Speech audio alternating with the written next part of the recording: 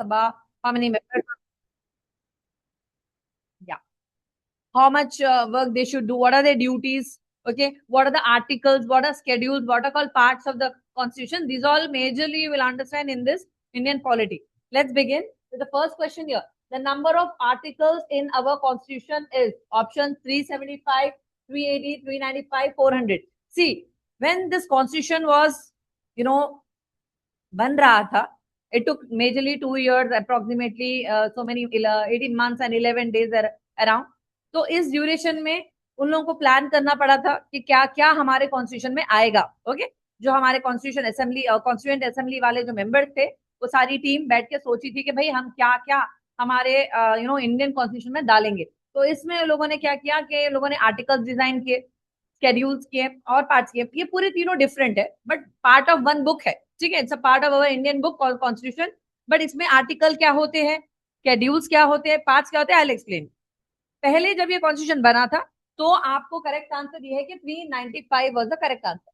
But अभी क्या है मैम, अभी प्रेजेंट का पूछेंगे तो सी यहाँ पर ये समझना चाहिए कि previously when it first got into action, जब बना था तो आपको ऑप्शन नंबर 3 पे टिक करना है 395. बट अगर क्वेश्चन चेंज करके आया कि प्रेजेंट सिनेरियो क्या है तो 470 पर टिक करेंगे आप लोग. ठीक है ना, बात आ रही समझ में.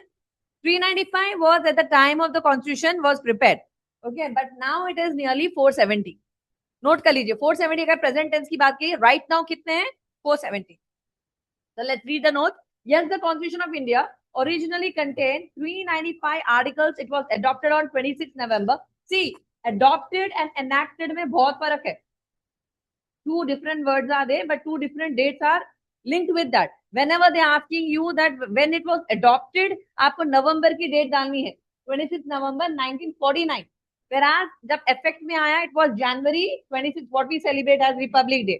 Okay ना, and year is 1950. Make a mark. These type of questions will come in your exam. These articles were divided into 22 parts earlier. Now present, if they ask you how many parts are there, 25. Make sure that is correct answer. And 8 were the schedules. Now we have 12 schedules. Yeah, these are the very basic things you should know what is there in your present tense as well. Over the years, amendments. Now, what are amendments, ma'am? Amendments are nothing but the constitutional change. Any change you want to bring in the book. So they used to have a sitting. Okay, in the sitting in the, like how we discussed about bill. So like that only there will be a sitting and they'll discuss कि भाई ये चीज को थोड़ा change करना चाहिए. And the change what they are getting into the constitution, that was called amendment. And that is the meaning of amendment. Amendment means कोई बदलाव लाना. ठीक है, और उस तरह के कई बदलाव आए हैं हमारे कॉन्स्टिट्यूशन में. जैसे कि पहले हमारे प्रियम्बल में सेक्युलर वर्ड, सोशलिस्ट वर्ड नहीं था, वो 42nd अमेंडमेंट से आया था. So like that there are so many amendments. We'll learn gradually. Okay. Next, has increased the number of articles beyond 395. ठीक है, आर्टिकल्स थे 395, अमेंडमेंट की वजह से 470 अभी हो गए. Let's go to the next question. अब देखो यहाँ पे प्रॉब्लम क्या है मानो, अवर कॉन्स्टिट्यूशन हैज. तो अब यहाँ पे क्वेश्चन में कैसा समझना मैम, प्रेजेंट टेंस की बात हो रही या फिर पहले वाली बात हो रही. यस, बिल्कुल. अगर हैज पे रुक गया है क्वेश्चन तो आप समझ जाना हमारी आगाज में क्या था, स्टार्टिंग से क्या था. तो that was none other than 8 schedules. Okay, and schedules में होता क्या मैम, बेसिकली schedules है क्या, schedules में schedules एक लिस्ट टाइप है समझो. ठीक है, एनलिस्ट कर दिया. जैसे कि हमारे देश में स्टेट्स होंगे, यूनियन टेरिटरीज होंगे, तो कहाँ पर दर्शाया जाएगा. आपको अगर उसकी पूरी लिस्ट चाहिए तो कहाँ जाके चेक करेंगे आप, तो फर्स्ट शेड्यूल में आपको ये सारा सामान मिल जाएगा. ओके, ये इन लोगों ने क्या किया कि आर्टिकल्स तो होंगे 470 अभी राइट नाउ है, 395 पहले थे, ये तो कर दिया. ये तो लॉज है, ये स्पेसिफिक रूल्स है जिसपे हमारी कंट्री फॉलो अप करेगी, प्रोविजंस बोला जा सकता. But schedules are the list given to you at the back of the constitution कि आप जानना चाह रहे हैं एक ही ग्लेंस में कि कितने स्टेट है, कितने यूटीज है, आप जाना वहां पर पढ़ लेना. In first schedule it is given. Okay, और बहुत सारे 12 शेड्यूल्स के भी 12 स्पेसिफिक थिंग्स है, यानी कि किस चीज की जानकारी जानना चाहते हो वो जानने का है तो ये शेड्यूल पढ़ो. हाँ, स्टेट्स पढ़ना है तो फर्स्ट में जाओ. like that you have all 12 schedules that we'll learn detail. Okay, which schedule deals with what, we will even learn that. Chaliye, the Constitution of India originally had, see, originally if they are asking, that means you have to click on 8 schedules. Now presently how much we are having, that's it. You should understand this. Now when it came into force in 1950, ये तो आपको मालूम है, and the 9th schedule was added by first amendment. आपको ये भी पूछा जा सकता कि कौन सा schedule first amendment में लाया गया था, तो 9th one is the correct one. Okay, obviously देखो जब 8 बन चुके थे ओरिजिनली तो अमेंडमेंट लाएगा तो कौन सा वाला आएगा, लॉजिक है अपने पास, 9th वाला. This is very simple. Now this schedule was created to protect certain laws from judicial review. ये सबसे बड़ा क्वेश्चन है बेसिकली हमारा, जुडिशियल रिव्यू होता क्या है एग्जैक्टली डिवीजन में क्या रहता है उसके, क्या ये बेसिक स्ट्रक्चर को सता रहा है, डिस्टर्ब कर रहा है या नहीं कर रहा है। अगर बेसिक स्ट्रक्चर को हर्ट हो रहा, यानी किसी तरह के जैसे स्टैट्यूटरी लॉज नहीं बता रही मैं, जनरल आपके हक है आपका as a citizen of India, आपके कुछ बेसिक राइट्स है, उन राइट्स को प्रोटेक्ट करता है जुडिशियल रिव्यू। अगर किसी लॉ में आपके अधिकार यानी बेसिक अधिकार को कोई तरह का ट्रबल हो रहा, तो वो लॉ बनने नहीं देता है जुडिशरी, क्योंकि जुडिशरी उसके ऊपर स्टैंप लगा देता, सॉरी रिजेक्टेड, ये वाला लॉ आ ही नहीं सकता, बिकॉज इससे फंडामेंटल राइट का वायलेशन हो रहा है। Fundamental is the most essential rights of the human being in our country, citizen of the country. तो इसके बेसिक स्ट्रक्चर को हिलाने की कोशिश लेजिस्लेचर नहीं कर सकता। अगर उसका हो रहा है उल्लंघन, तो इमीडिएटली जुडिशियल रिव्यू होगा, जुडिशरी से हमारा पास होगा कमेंट कि नहीं ये लॉ नहीं बन सकता, सिंपल। सुप्रीम कोर्ट उस पर रिजेक्शन स्टैंप लगा देगा, that is called judicial review, जो हमारे फंडामेंटल राइट को प्रोटेक्ट करती है। Okay, so that's it, it was in 9th schedule. चलिए, हाँ पूरे ऐड हुए हैं, अमेंडमेंट के द्वारा हुए हैं, पहले ऐड तो ओरिजिनली हुए हैं, 9, 10, 11, 12 अपने अमेंडमेंट के द्वारा ही हुए। ओके ना, बट फर्स्ट वाला पूछा जाए तो ऑब्वियसली 9 है, लॉजिक आपकी बोलेगी। अवर कॉन्स्टिट्यूशन वाज अडॉप्टेड, ना यहाँ पर वो भी है, अगर एनेक्टेड है और अडॉप्टेड है, मैं आपको याद रखना होगा प्लीज, डेट अलग अलग है। अडॉप्टेड वर्ड देखते कि आपको क्लिक करना है 49 पर, बट एनेक्टमेंट होना मतलब इम्प्लीमेंटेशन में आना। इम्प्लीमेंटेशन कब हुआ है 1950 में, तो जनवरी की 26 याद रखना पड़ेगा। चलिए just will go briefly, our constitution was adopted on 26 नवंबर 1949, ठीक है ना, उसी पिछले साल के नवंबर में 2 महीने पहले ये हो चुका था। ओके, अडॉप्ट हो चुका था, एनेक्ट बिल्कुल 2 महीने के बाद हुआ एग्जैक्टली, ठीक है ना। I know may be this बादल इज डिस्टर्बिंग यू पीपल, अब जितना लाउड हो सकता है आई ट्राई टू। ओके, चलिए ना, it was finalized by the Constituent Assembly on this date. However, it came into effect on 26 January 1950, which is celebrated as Republic Day. So for that adoption, you should remember November. For enactment, you should remember January. Okay. Now our constitution came into force. Again, that same question repeat हो रहा है. Need not worry about that. आता है. चलिए now हमारे main chairman कौन से यहाँ पर पूछा जा रहा है. Let's see. Yeah. President of the Constituent Assembly was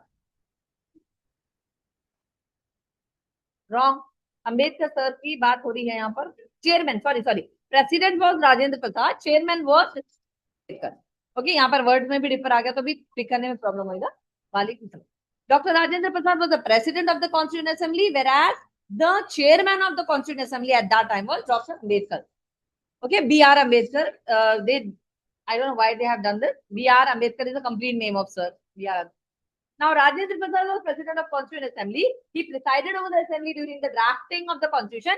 Drafting means जब ये पूरा इसका बनबट हो रही थी। ओके, एंड ये भी क्वेश्चन बहुत बार पूछा गया है लॉ सेट में कि लिखा किसने है, क्योंकि हमारा जो फीचर है constitution, it's a written constitution.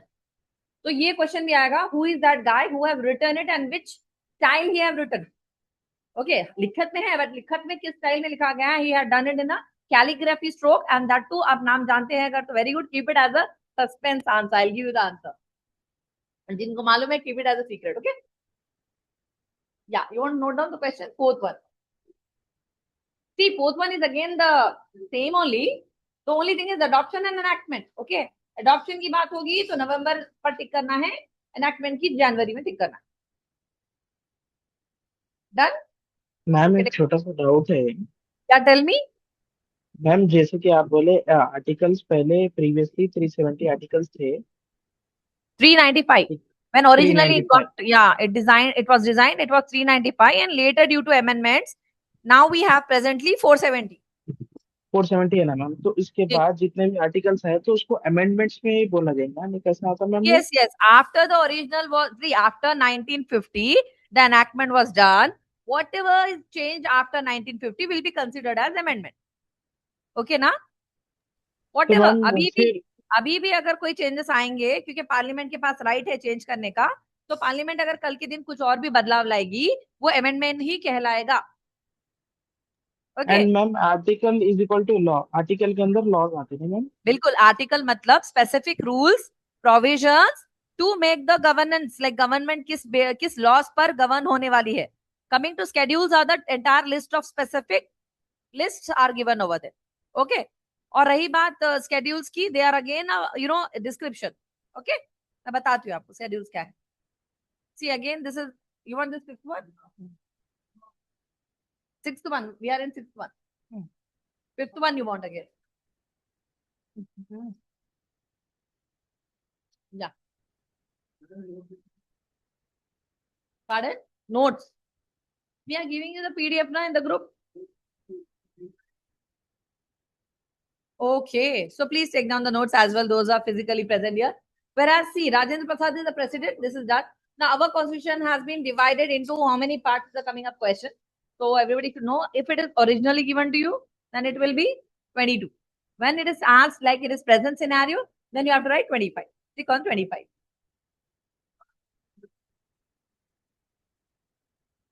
Pardon? 22 are the parts when it was originally done.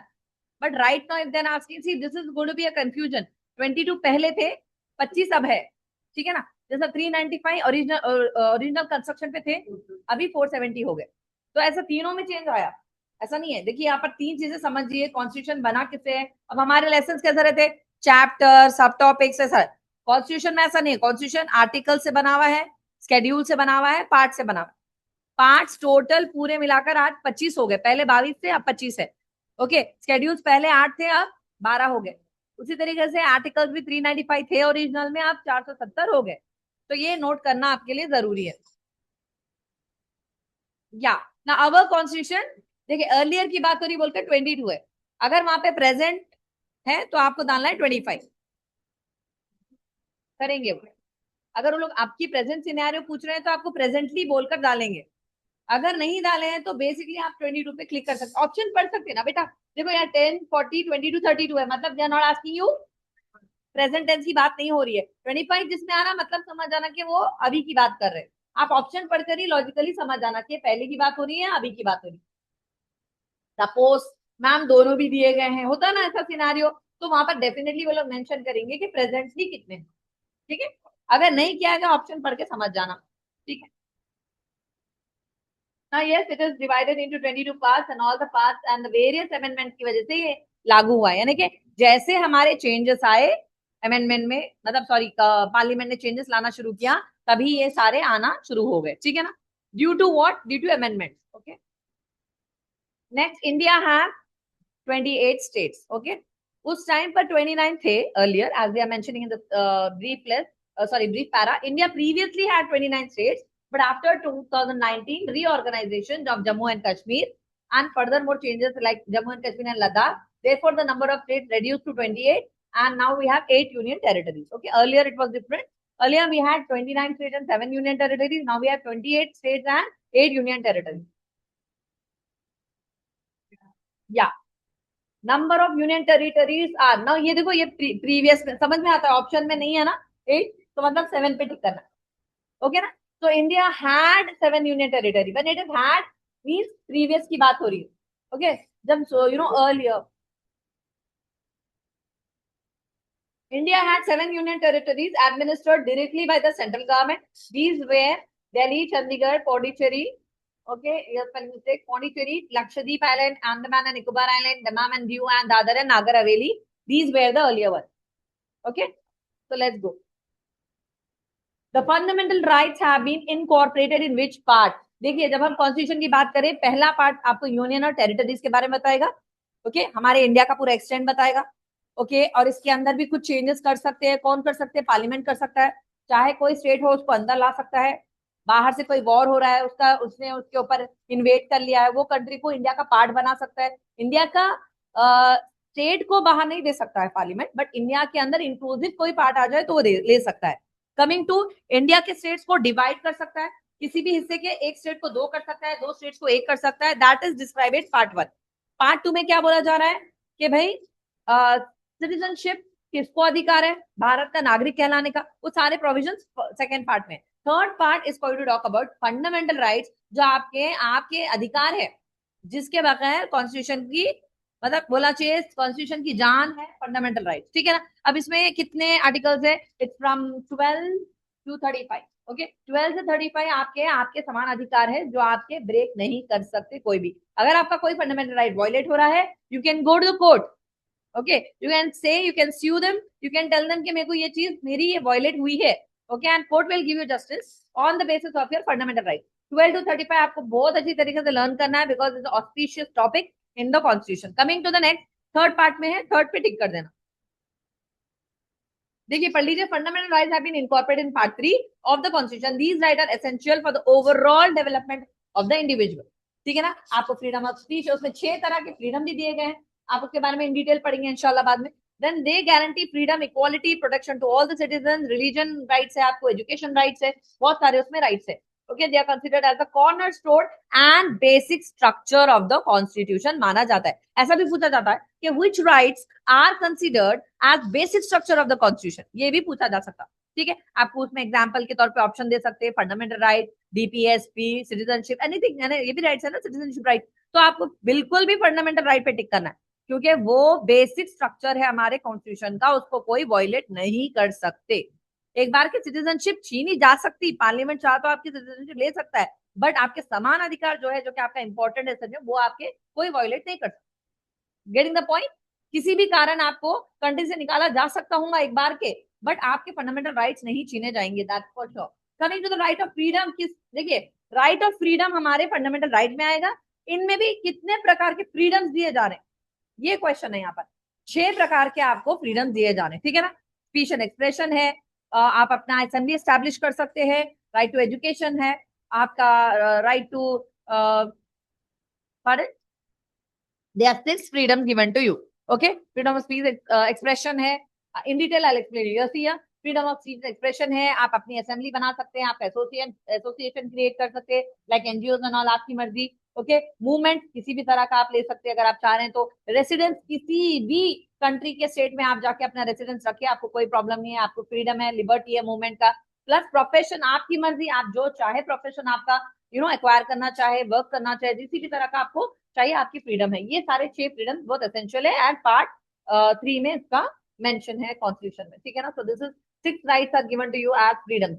24th amendment क्या कहलाता, क्या करा है, क्या अमेंडमेंट लाया गया था 24th अमेंडमेंट में, फंडामेंटल राइट्स में लाया गया था, वो क्या था, देखिए आपको राइट टू प्रॉपर्टी था, ठीक है, वो उन्होंने निकाल दिया और प्रॉपर्टीज एक्ट बना दिया अलग से। ट्राई टू अंडरस्टैंड कौन सा निकाला गया है भी पूछा जा सकता। तो that is nothing but right to property. अब हमारे फंडामेंटल राइट में नहीं रहा, पहले रहता था 7 थे, मतलब मोर देन 8 थे, बट उसमें आपको जो राइट ऑफ प्रॉपर्टी है वो इरेडिकेट कर दिया गया, उसको अलग से एक एक्ट बना दिया गया, दैट इज 24th अमेंडमेंट के द्वारा हुआ है। तो ये आपको याद रहना चाहिए कि फंडामेंटल राइट में वो चेंज आया था 24th अमेंडमेंट में, प्रॉपर्टी का जो राइट था वो निकालकर उन्होंने अलग से प्रॉपर्टी एक्ट बना दिया। It is no more in the fundamental area, ठीक है। पढ़ लीजिए, आप यहाँ पर देख लीजिए। The 24th Amendment deals with the fundamental rights, was passed in 1971 to clarify the power of Parliament to amend the Constitution. It made it clear that the Parliament can amend any part of the Constitution, including fundamental rights.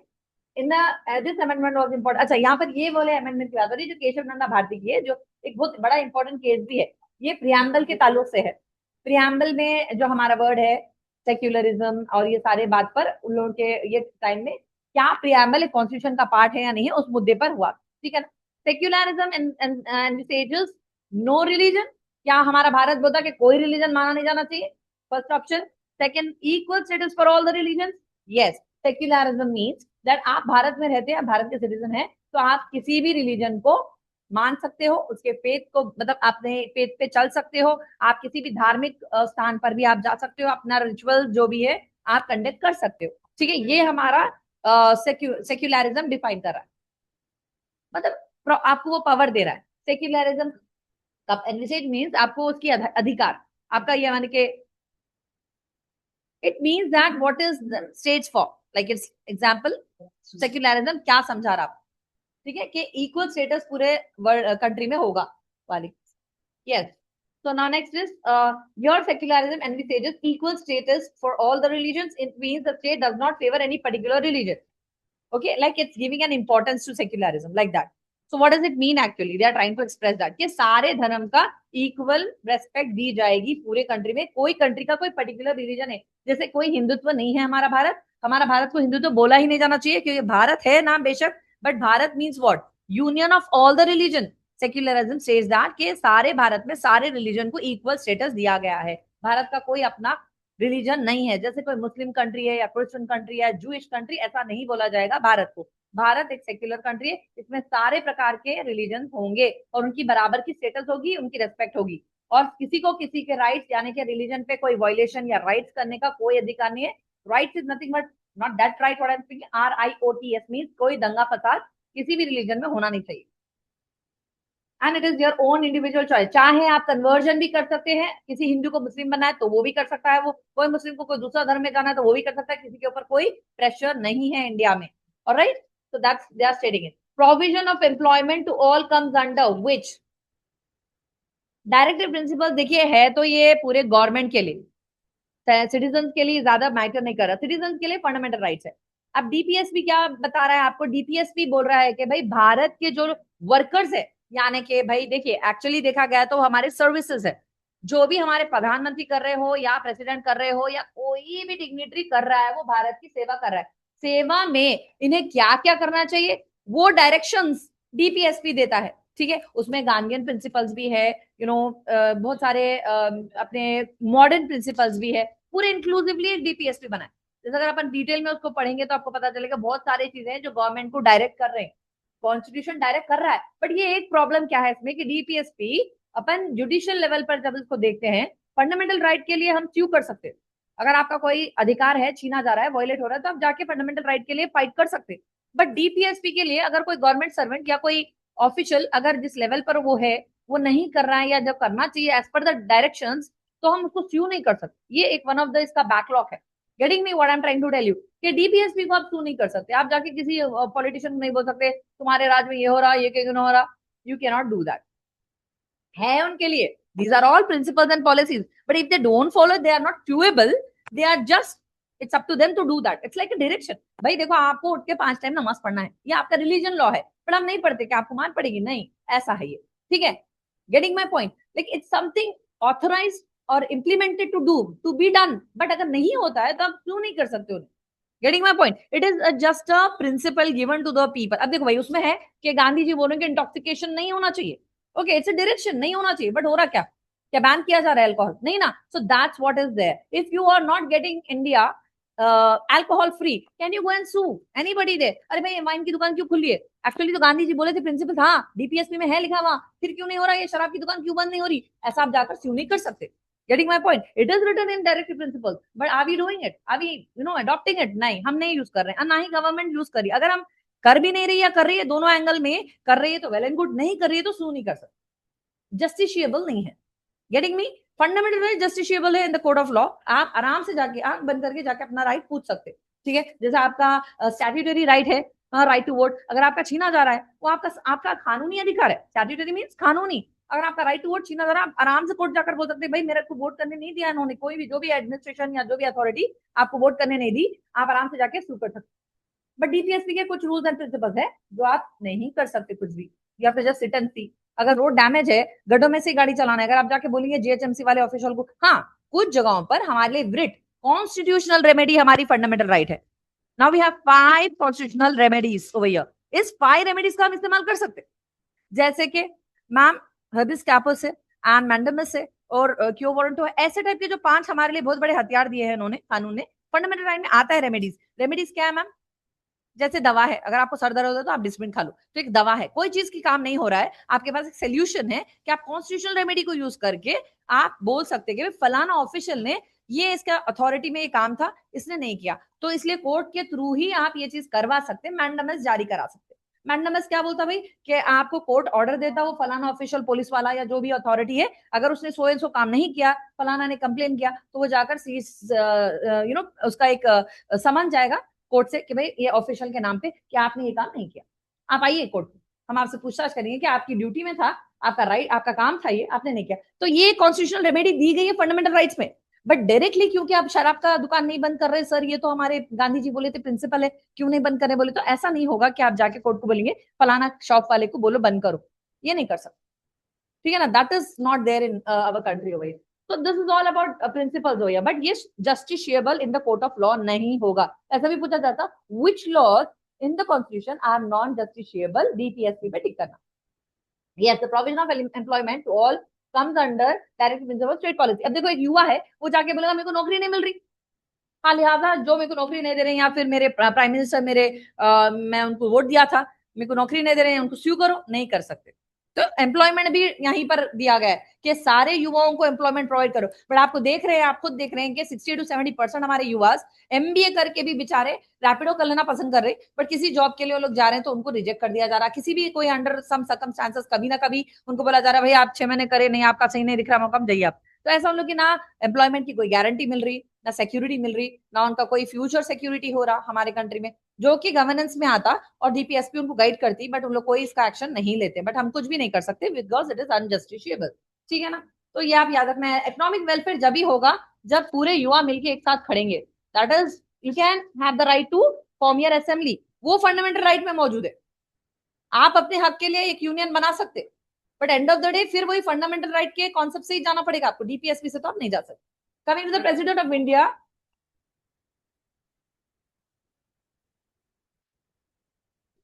Constitutional remedy, we have the fundamental right. जो sixth है,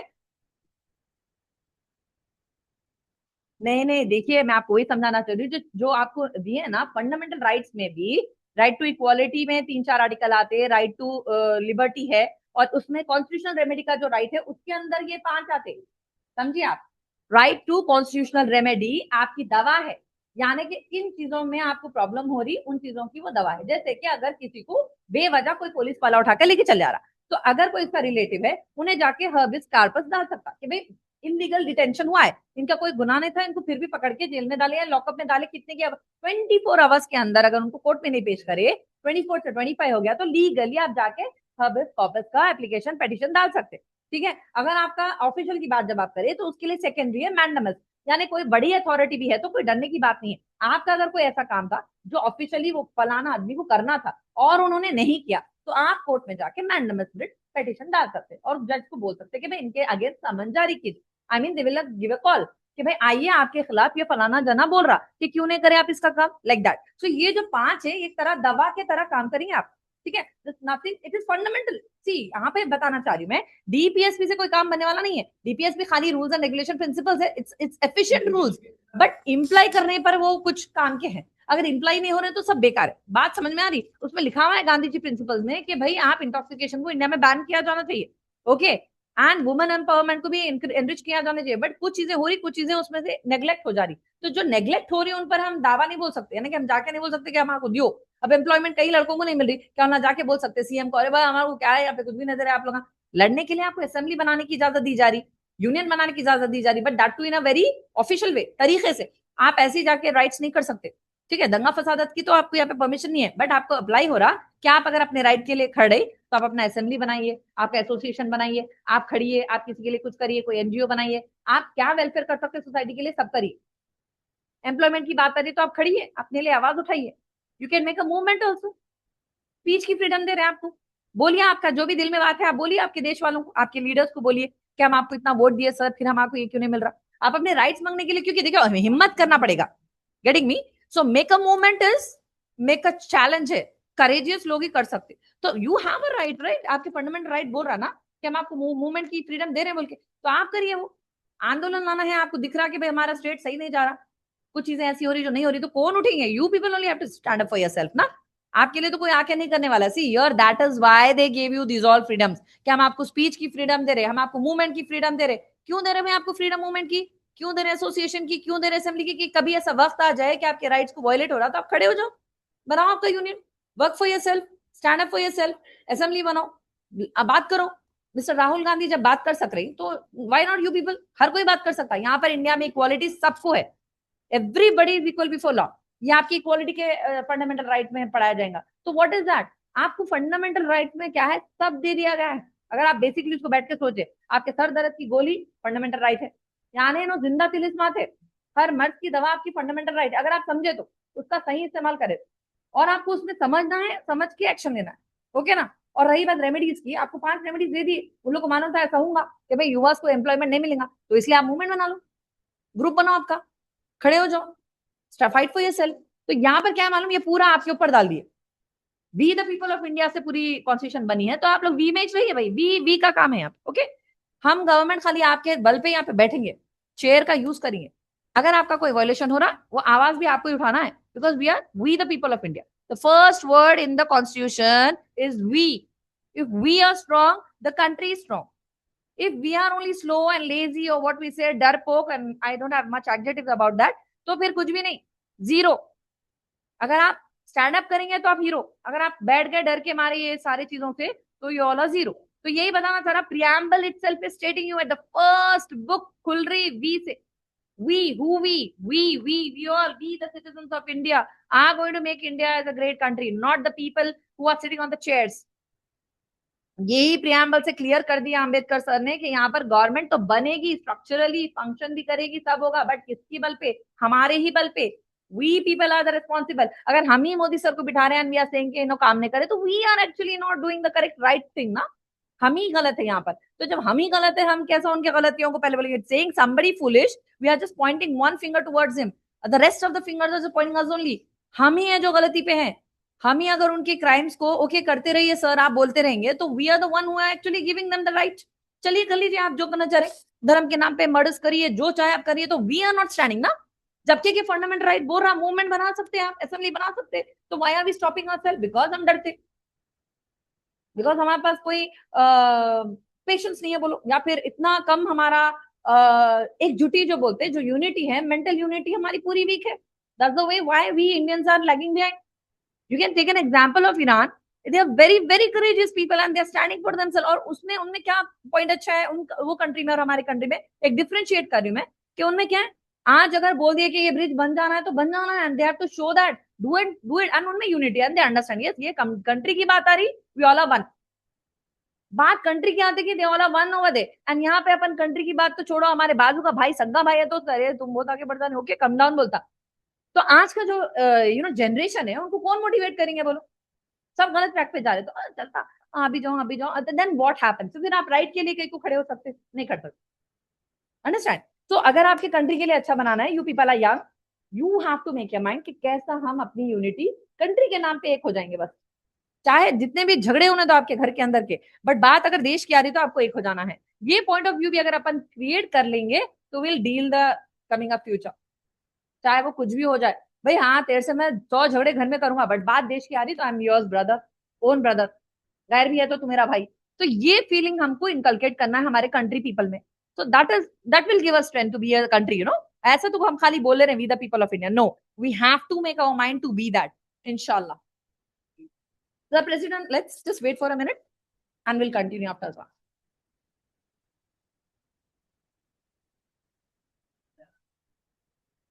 done. तो the president of India must have completed the age, यानी इनकी eligibility president बनने की किस उम्र में स्टार्ट होती, स्टार्टिंग की बात हो रही, तो 35 ईयर्स इनके कंप्लीट 35 ईयर्स हो जाने चाहिए जब वो प्रेसिडेंट के लिए एप्लीकेबल होते हैं। ठीक है, एप्लीकेबिलिटी मतलब उनकी एज ग्रुप में उन्होंने 30 रहना चाहिए, तब उनको प्रेसिडेंटशिप मिल सकती है। 30 से बिलो वाला बंदा प्रेसिडेंट नहीं बन सकता, and that too completed year होना चाहिए। 35th भी रनिंग है तो उनकी बर्थडे के बाद ही उनको एप्लीकेबल होगा। Coming, the president of India is elected by, ये ऑलरेडी शायद मैंने पहले अर्लियर पॉलिटी में कुछ पढ़ाया था। तो Lok Sabha only, Rajya Sabha only, state legislature only, no, the elected members of the state legislature and the parliament. Okay, ये तो इलेक्टेड बॉडी हमारी, मैंने इससे पहले बताया था कि इलेक्टेड बॉडी ही हमारे प्रेसिडेंट के लिए वोट करेगी, and that too also is voting system. Okay, ऐसा नहीं है कि जैसा हमारे लोकसभा के लिए हम सारी जनता वोट करते, राज्यसभा के लिए वो इलेक्टेड लेजिस्लेटिव मेंबर्स है और पूरे स्टेट से आते हैं। ऐसा नहीं कि खाली एक मुकाम से, पूरे सेलेक्टेड पीपल अलग अलग अलग स्टेट से, यूनियन टेरिटरी से मिलकर कंबाइनली जाकर वो वोट करते हैं, देन प्रेसिडेंट की लीडरशिप होती है। Next is, yeah, the president of India is elected by the elected members of both houses of parliament, elected members of the state legislative assemblies, the electoral body is known as the electoral college। ये याद रखिए क्योंकि ये भी question आता है कि which body is that which will elect the president। ठीक है, electoral body, even though I think so, yeah, for the president it will be asked, not for the prime minister। okay, चलिए, the salary of the president, क्या करना भाई, कितनी भी salary लो, काम करने का करो। ओके ना, let's see, 50,000, 15, 20, 30, I don't think so 50,000 में लोग का बजट चलता भी होगा as per the dignity, but see general जो सैलरी है वो पढ़ाएंगे, हाँ कुछ ज्यादा ही रहता होगा। ये खाली फिगर यहाँ पे बताने के लिए ऑन द मॉनिटर, वेराज नेचुरली क्या होता है वो don't know. So let's see, बहरहाल जो भी है 50,000 पे आप टिक कर दीजिए, हाफ सेंचुरी, याद रख लीजिए। यहाँ पे कोई नोट्स भी नहीं दे रहे कोई भी, they don't want to say anything more about it, ठीक है ना। चलिए, the vice president of India is again, now vice president president के नीचे, बट इनकी भी बहुत बड़ी अथॉरिटी होती, इनकी भी बहुत बड़ी डिग्निटी रहती। कुछ जगहों पे इनका रोल आपको मैं फ्यूचर में बताते जाऊंगी। Appointed by the president, elected by the people, elected by Lok Sabha and Rajya Sabha, elected by state legislature.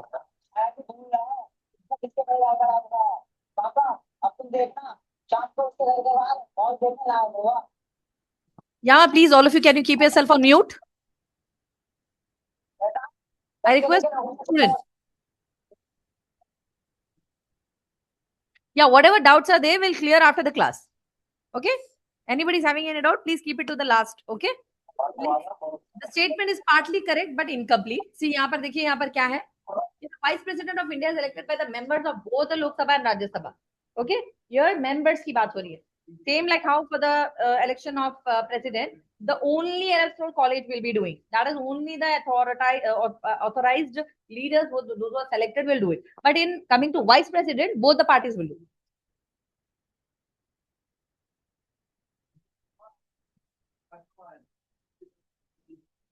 No, all the dignitaries will come into that only. नहीं नहीं, प्रेसिडेंट का तो इलेक्टोरल कॉलेज से ही होता है। वाइस प्रेसिडेंट के पूरे इन्वॉल्व रहते हैं, लोकसभा भी रहता, राज्यसभा भी रहता, उनके पूरे मेंबर्स की उसमें वो रहती है, आई मीन टू से उसमें शेयर रहता, पूरे वोट करेंगे वाइस प्रेसिडेंट के लिए। इवन दो प्रेसिडेंट इंक्लूसिव है, उन्होंने भी बोलेंगे, ऑब्वियसली उनका भी तो सुनना पड़ेगा ना, उनके लिए वाइस प्रेसिडेंट ले रहे, उनके हैंड के है नीचे, तो उन्होंने तो बोलेंगे ना, उनका वोट देंगे ना ऑब्वियसली कि ये होना बंदा मुझे मेरे साथ, ऑब्वियसली उनका एक कोलैबोरेशन रहेगा ना इंटरनली, तो उनका भी वोट मैटर करेगा definitely. So this is it. So inclusive all the members of both the Lok Sabha and the Rajya Sabha. So even Rajya Sabha के जो head जो है उन्होंने तो president ही है, तो inclusive है इसके। Now the term of president, term यहाँ पर term मतलब ये नहीं कि term means meaning और term means कोई वो, यहाँ पर duration की बात होती है, ठीक है ना? क्या टाइम पीरियड हमारे लोकसभा सॉरी प्रेसिडेंट की टाइम पीरियड कितना रहेगा, that is very important, 5 years रहेगा। बट अगर कोई बात से अगर 2 साल के अंदर अगर उनका कोई रेजिग्नेशन की बात आ रही है, तो few of the people in this membership में रिजाइन कर सकते हैं, कुछ लिमिट है उसकी 2 years के अंदर जो हो सकता है। Coming to this, 5 years president का है, 5 years लोकसभा का भी है, both of them are having 5 years duration, ठीक है ना? एक प्रेसिडेंट है तो 5 साल पूरा उनका टेन्योर रहेगा, प्राइम मिनिस्टर भी देंगे तो 5 years उनका टेन्योर रहेगा। Coming to the next question, your when the office of the president falls vacant, जब कभी कोई भी रीजन से अगर होता ना, डेथ हो गई या कुछ बीमारी हो गई, कोई तरह का रीजन अगर हो और प्रेसिडेंट की चेयर थोड़ी देर के लिए खाली हो जाए, वैकेंट हो जाए, तो क्या होगा? ऑटोमेटिकली वाइस प्रेसिडेंट बनेगा। ये रूल किस कंट्री से हमने डिराइव किया था? तो they are asking you that, India तो हम है ही इंडिया, तो हमने तो अपने से नहीं किया, यूएसएसआर, यूके, यूएसए में यूएसए से हमने ये लॉ को डिराइव किया है कि जब भी प्रेसिडेंट किसी वजह से कोई भी उसके हेल्थ इश्यूज से या फिर डेथ से या कोई तरह का प्रॉब्लम आने से हम वाइस प्रेसिडेंट को इमीडिएटली उनकी चेयर पर बिठाएंगे, बट इट्स नॉट दैट के वाइस प्रेसिडेंट फिर से री इलेक्शन होगा, वाइस प्रेसिडेंट टेम्पररी प्रेसिडेंट का रोल अदा करेगा। ओके, यामा रशिया, 2 major power blocks है ना, यूएसए एंड रशिया, वेस्ट के नो ईस्ट के नो, तो एवरीबॉडी नो दिस। तो यूएसए से हमने ये लॉ लिया है। Yes, in the United States, when the office of the president falls vacant, the vice president automatically becomes the president. This happens in the case of death, resignation, removal, purposely कोई ऐसा हो गया, ऐसा act कर दिया जो terror कहला रहा, टेररिज्म कहला रहा है, भारत के अगेंस्ट कहला रहा है, या किसी भी कानून का उल्लंघन हो रहा है और इस पे प्रेसिडेंट को निकाला जा रहा है। वैसे तो रीजन बहुत जेन्यून होना चाहिए, प्रूवन होना चाहिए, तभी ये होता है। अगर इनकेस हो रहा है, रिमूवल हो रहा है, रेजिग्नेशन हो रहा है, डेथ हो गई है, या कोई बीमारी उनको हो गई जिसमें उनको रेस्ट की जरूरत है, या फिर कुछ ड्यूरेशन कोई और हॉल्ट ले सकता है, देन वाइस प्रेसिडेंट ही ले सकता है, ठीक है? दैट इज वाई उनका वोट होना जरूरी है। That is the reason they have to give the authority to president कि वो अपने बिहाफ से सेलेक्ट करे, बिकॉज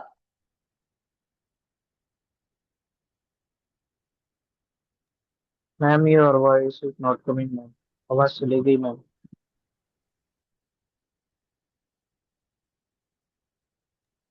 नो मैम, नहीं आ रही।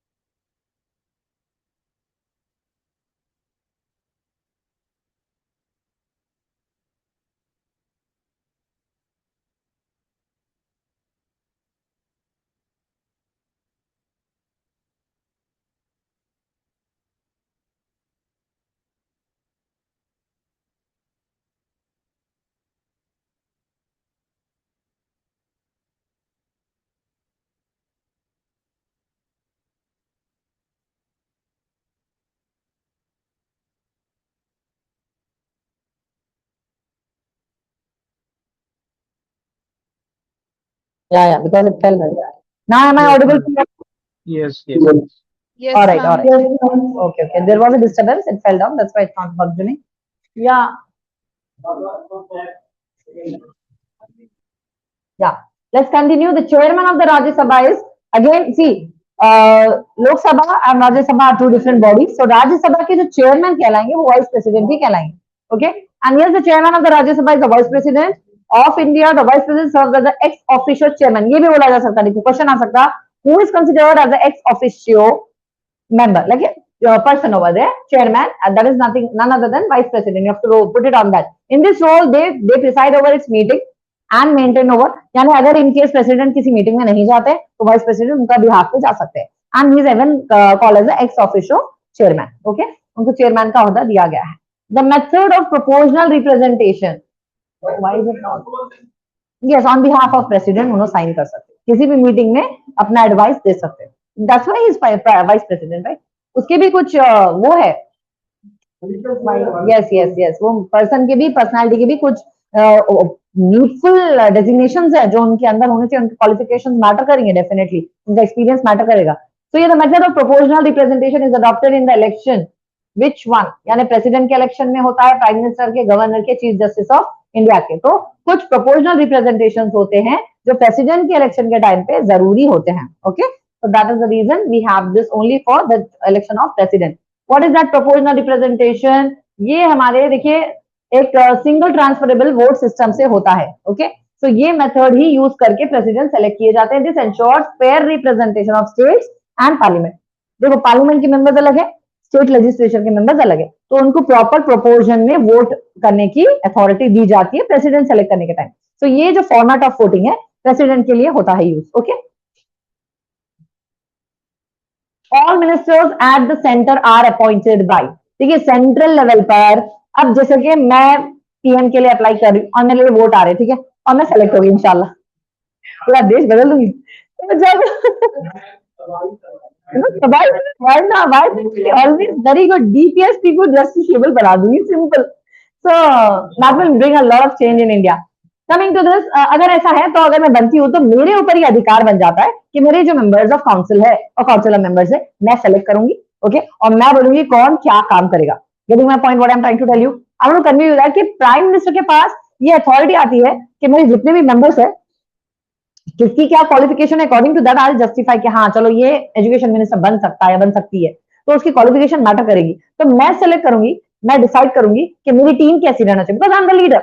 तो I'm going to lead, right? तो I'm going to lead, तो मेरे पास ये नॉलेज होनी चाहिए, एबिलिटी होनी चाहिए कि मैं कैसा कमांड करूंगी उनको और कौन कौन क्या क्या काम के लिए मैं अपॉइंट करूंगी, इनको मैं दूंगी वो मेंबरशिप.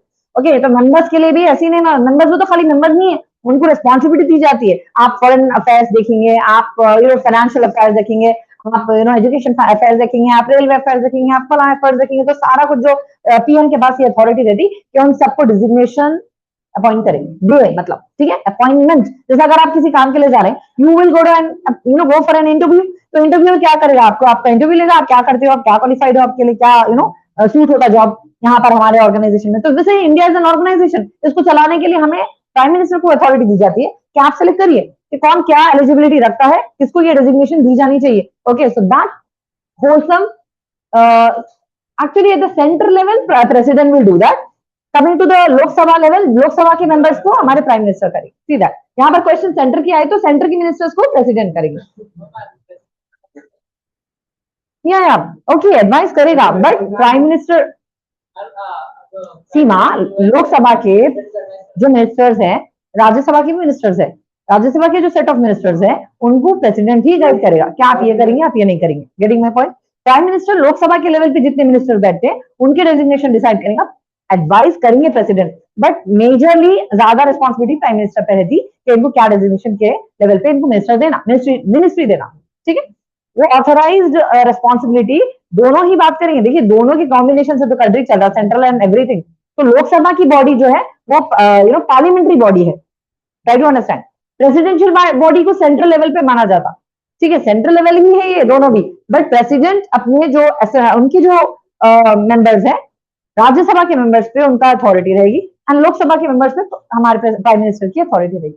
मेजरली देखो प्रेसिडेंट तो any how head of the country है, अगर हेड ऑफ द कंट्री पूछे तो आपको प्रेसिडेंट पे टिक करना है, प्रेसिडेंट इज मेजर रोल तो उनका है, उनका उनकी बिना अथॉरिटी उनके सिग्नेचर से तो कुछ नहीं होने वाला। बट सी दैट बनेंगे को डिसीजन मेकिंग कौन करेंगे, वो is collectively responsible.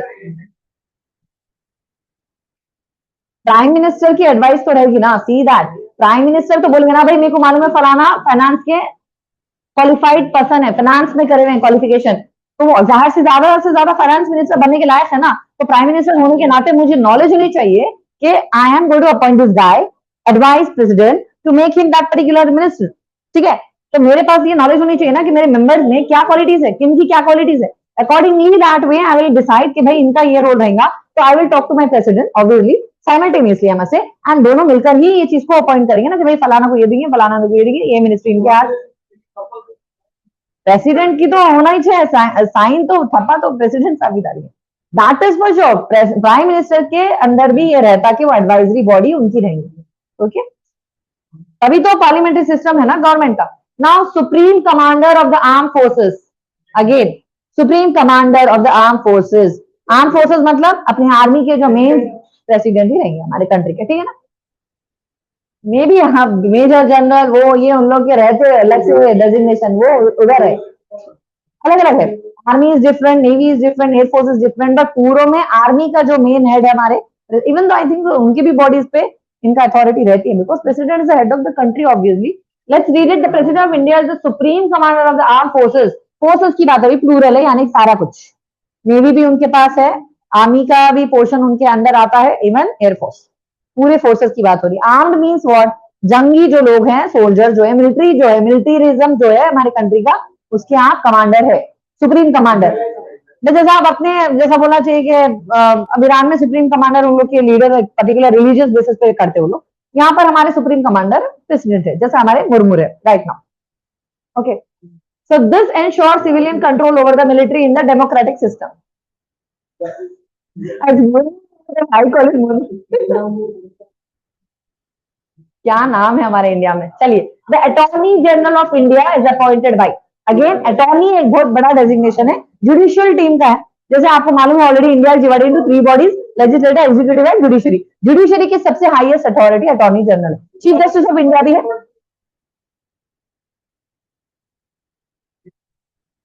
Attorney general हमारे हेड है, और इंडिया के जो अपॉइंटमेंट होता है वो प्रेसिडेंट करेंगे उनके अटॉर्नी जनरल का अपॉइंटमेंट। तो अपॉइंटमेंट हो तो आप लोग क्या लग रहा, सिलेक्शन ना। हाँ, अब मैं हूं प्रेसिडेंट तो मैं चेक करूंगी ना कि कौन एलिजिबल अटॉर्नी बनने के काबिल है, तो कौन करेंगे, वो हमारे प्रेसिडेंट ही करेंगे, ठीक है। प्रेसिडेंट के द्वारा सेलेक्ट होते हैं attorney general of our country India, even chief justice में। जुडिशियल लेवल पर अगर कोई तो अच्छा, अटॉर्नी में मेन क्या चीज अच्छी है, अटॉर्नी का बेनिफिट बता रही हूँ मैं, कि उन्होंने कंट्री के किसी भी हाई कोर्ट में चले जा सकते हैं, उनको कोई रोक नहीं है अटॉर्नी जनरल, ठीक है।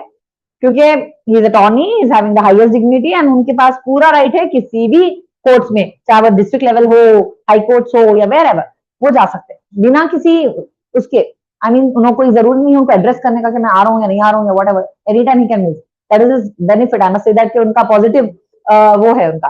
उनको भी अपॉइंट करते हैं प्रेसिडेंट, ओके।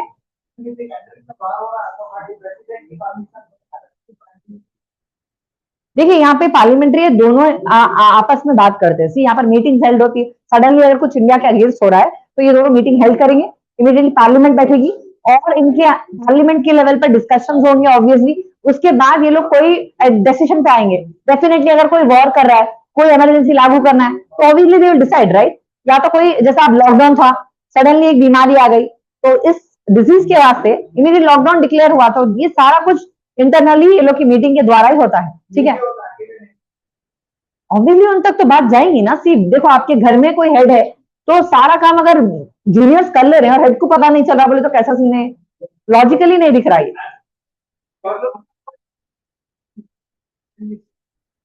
दोनों की जरूरत होगी, यस ऑफ कोर्स, मेजरली तो प्रेसिडेंट की, बिकॉज देखिए सारे आर्म फोर्सेस के कमांडर हमारे प्रेसिडेंट है, तो प्रेसिडेंट की बगैर परमिशन दे तो कोई न्यूक्लियर कोई नहीं डाल सकता, ना ही कोई बम भी नहीं फट सकता। एक पटाखा भी फोड़ लिया तो शायद क्या आएगी, बट बम तो नहीं डाल सकता। चलिए, attorney general India is appointed by the president, so he and she is the chief legal adviser.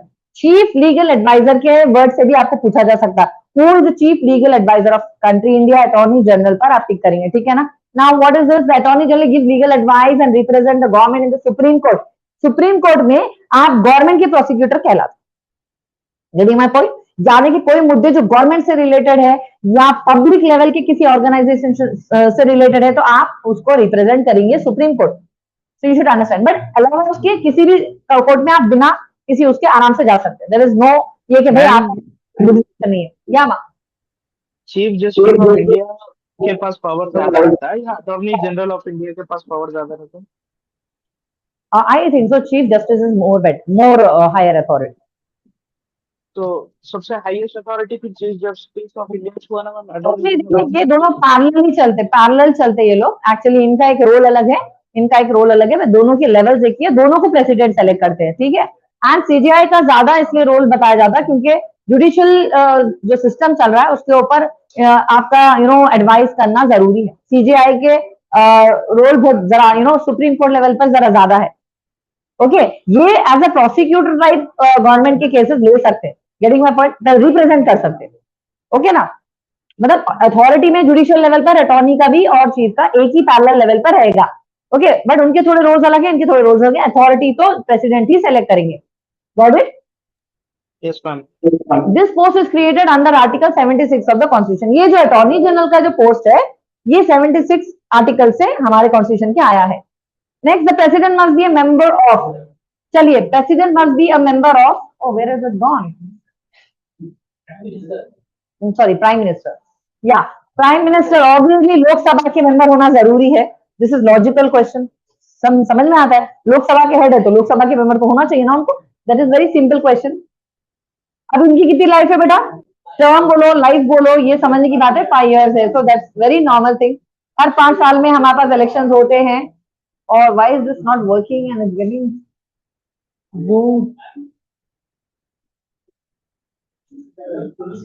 या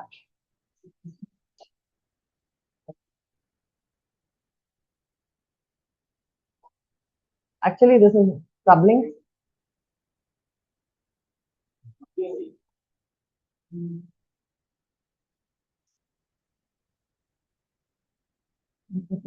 Come down.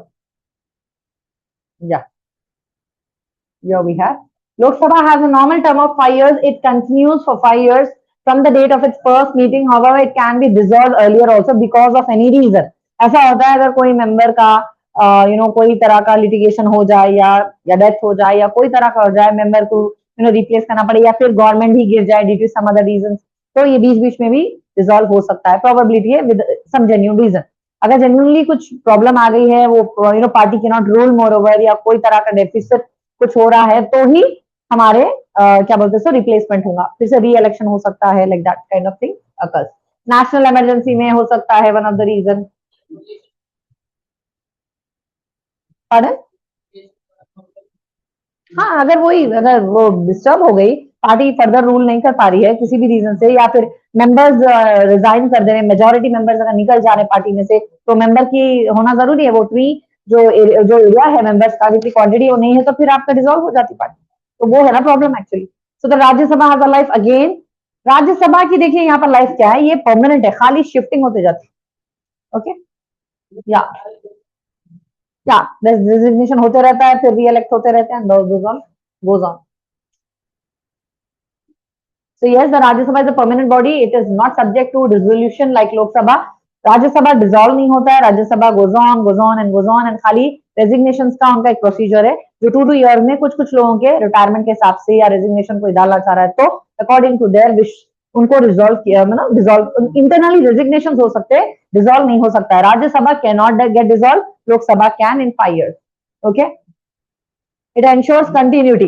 The Lok Sabha members must have completed the age. देखिए, जैसे आपने कहा कि प्रेसिडेंट की एज क्या होनी चाहिए, 35 होनी चाहिए जब इलेक्शन के लिए खड़े हो रहा है, तो मेंबर ऑफ लोकसभा बनने के लिए 25 साल काफी है। So you all can proceed it. Okay, जा सकते हो, 25 साल होना जरूरी है। स्टार्टिंग एज बोल रहे हैं, एंड का तो कोई अभी भी हार है माशाल्लाह पीएम, वो तो आपको मेजोरिटी के लिए बनाए। 21 years में मेजर होगा, एक अडल्ट हो गई है। सी अर्लियर इट वाज 18 years, अभी रिसेंटली थोड़ा इम्प्लीमेंट्स कुछ चेंजेस आया है। देखिए, पहले 18 years को कंपलसरी करे थे अडल्ट फ्रेंचाइज के लिए, यानी वोट करने की अथॉरिटी 18 years वाले बंदे को थी, बंदा बंदी दोनों को। बट अब थोड़ा चेंजेस सुनने में आ रहे हैं। I don't know whether it is implemented right now, enacted और नॉट। 21 ईयर्स तक कर रहे हैं अभी। अगर हो गया इंप्लीमेंट आ जाएगा, अगर अमेंडमेंट आ जाएगा तो इंशाल्लाह 21 ईयर्स की खाली आपकी एडल्ट फ्रेंचाइज की एज हो रही हो, 25 की आपको लोकसभा में पार्टिसिपेट करने की है यहाँ पर, ठीक है। If you want to go into Lok Sabha then you have to be 25 years. 21 for adult franchise, वो तो अभी रिसेंटली होने वाला मे बी। 18 तो पक्का है, 18 तो अश्योर्ड है, ऑलरेडी प्रीवियस वाला वो है। I don't know why this is,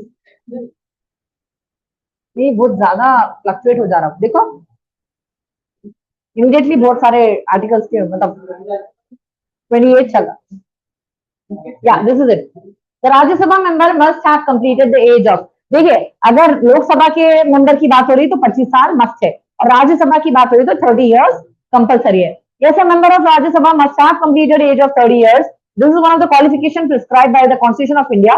The person must also be the citizen of India. Conditions बता रहे हैं, grounds, किन grounds पर राज्यसभा के आप मेंबर बन सकते हैं। एक तो आपके पास सिटीजनशिप होनी चाहिए इंडिया की, second you should be at least 30 plus, यानी 30 हो जाना, कंप्लीट होना, ओके। आपकी बर्थडे जहां 30 है then you can apply for that, okay. Next is total strength of Lok Sabha, कितने मेंबर चाहिए एक पार्टी को रूल करने के लिए।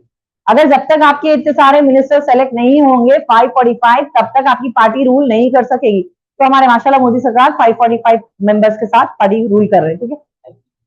इस बार तो पेंडेंट भी हुआ ना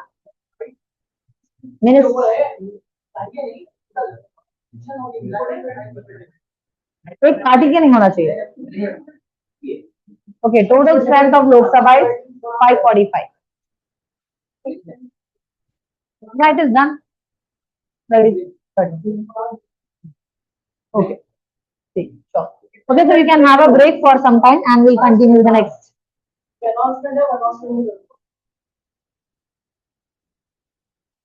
ये शादी हुई किसी की शादी, सारा बाजा बजा बजा बजा बजा करें।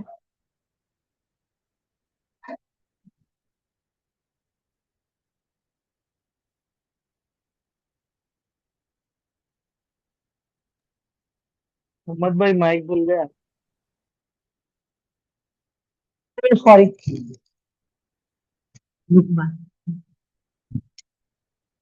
ऑनलाइन चालू करके वहां बिठाने वाला हूँ 7 बजे के बाद जो भी आएंगे। इसलिए अनाउंसमेंट ये है पूरों के लिए, एक सब्जेक्ट अभी आ जाओ आप लोग, थोड़ा सामने वाला बेंचेस हुए ना, एक जने वहां पर बैठे, थोड़ा एडजस्ट हो जाना, थोड़ा आज मैं कल बेंचेस चेंज कर शफल कर दूंगा, वहां के बेंचेस या यहाँ के बेंचेस कर दूंगा। मेरे पास आज लास्ट डे था स्कूल में, आज पूरे बच्चे चले गए तो मैं बेंचेस का नो वरीज में कर लूंगा, थोड़ा बेंचेस अभी आ जाओ। मैं वो घड़ी खरीद कर लिया था, वो खरीद लगा लिया। चलो आ जाओ, लास्ट बेंच भाई, लास्ट बेंच है देखो, ठीक है।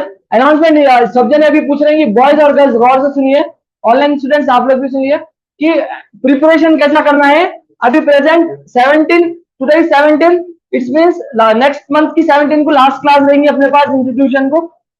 18 को एग्जाम रहेगा, मेरा जहां तक अंदाजा है कि 18 है, 19 या 20 होगा एग्जाम।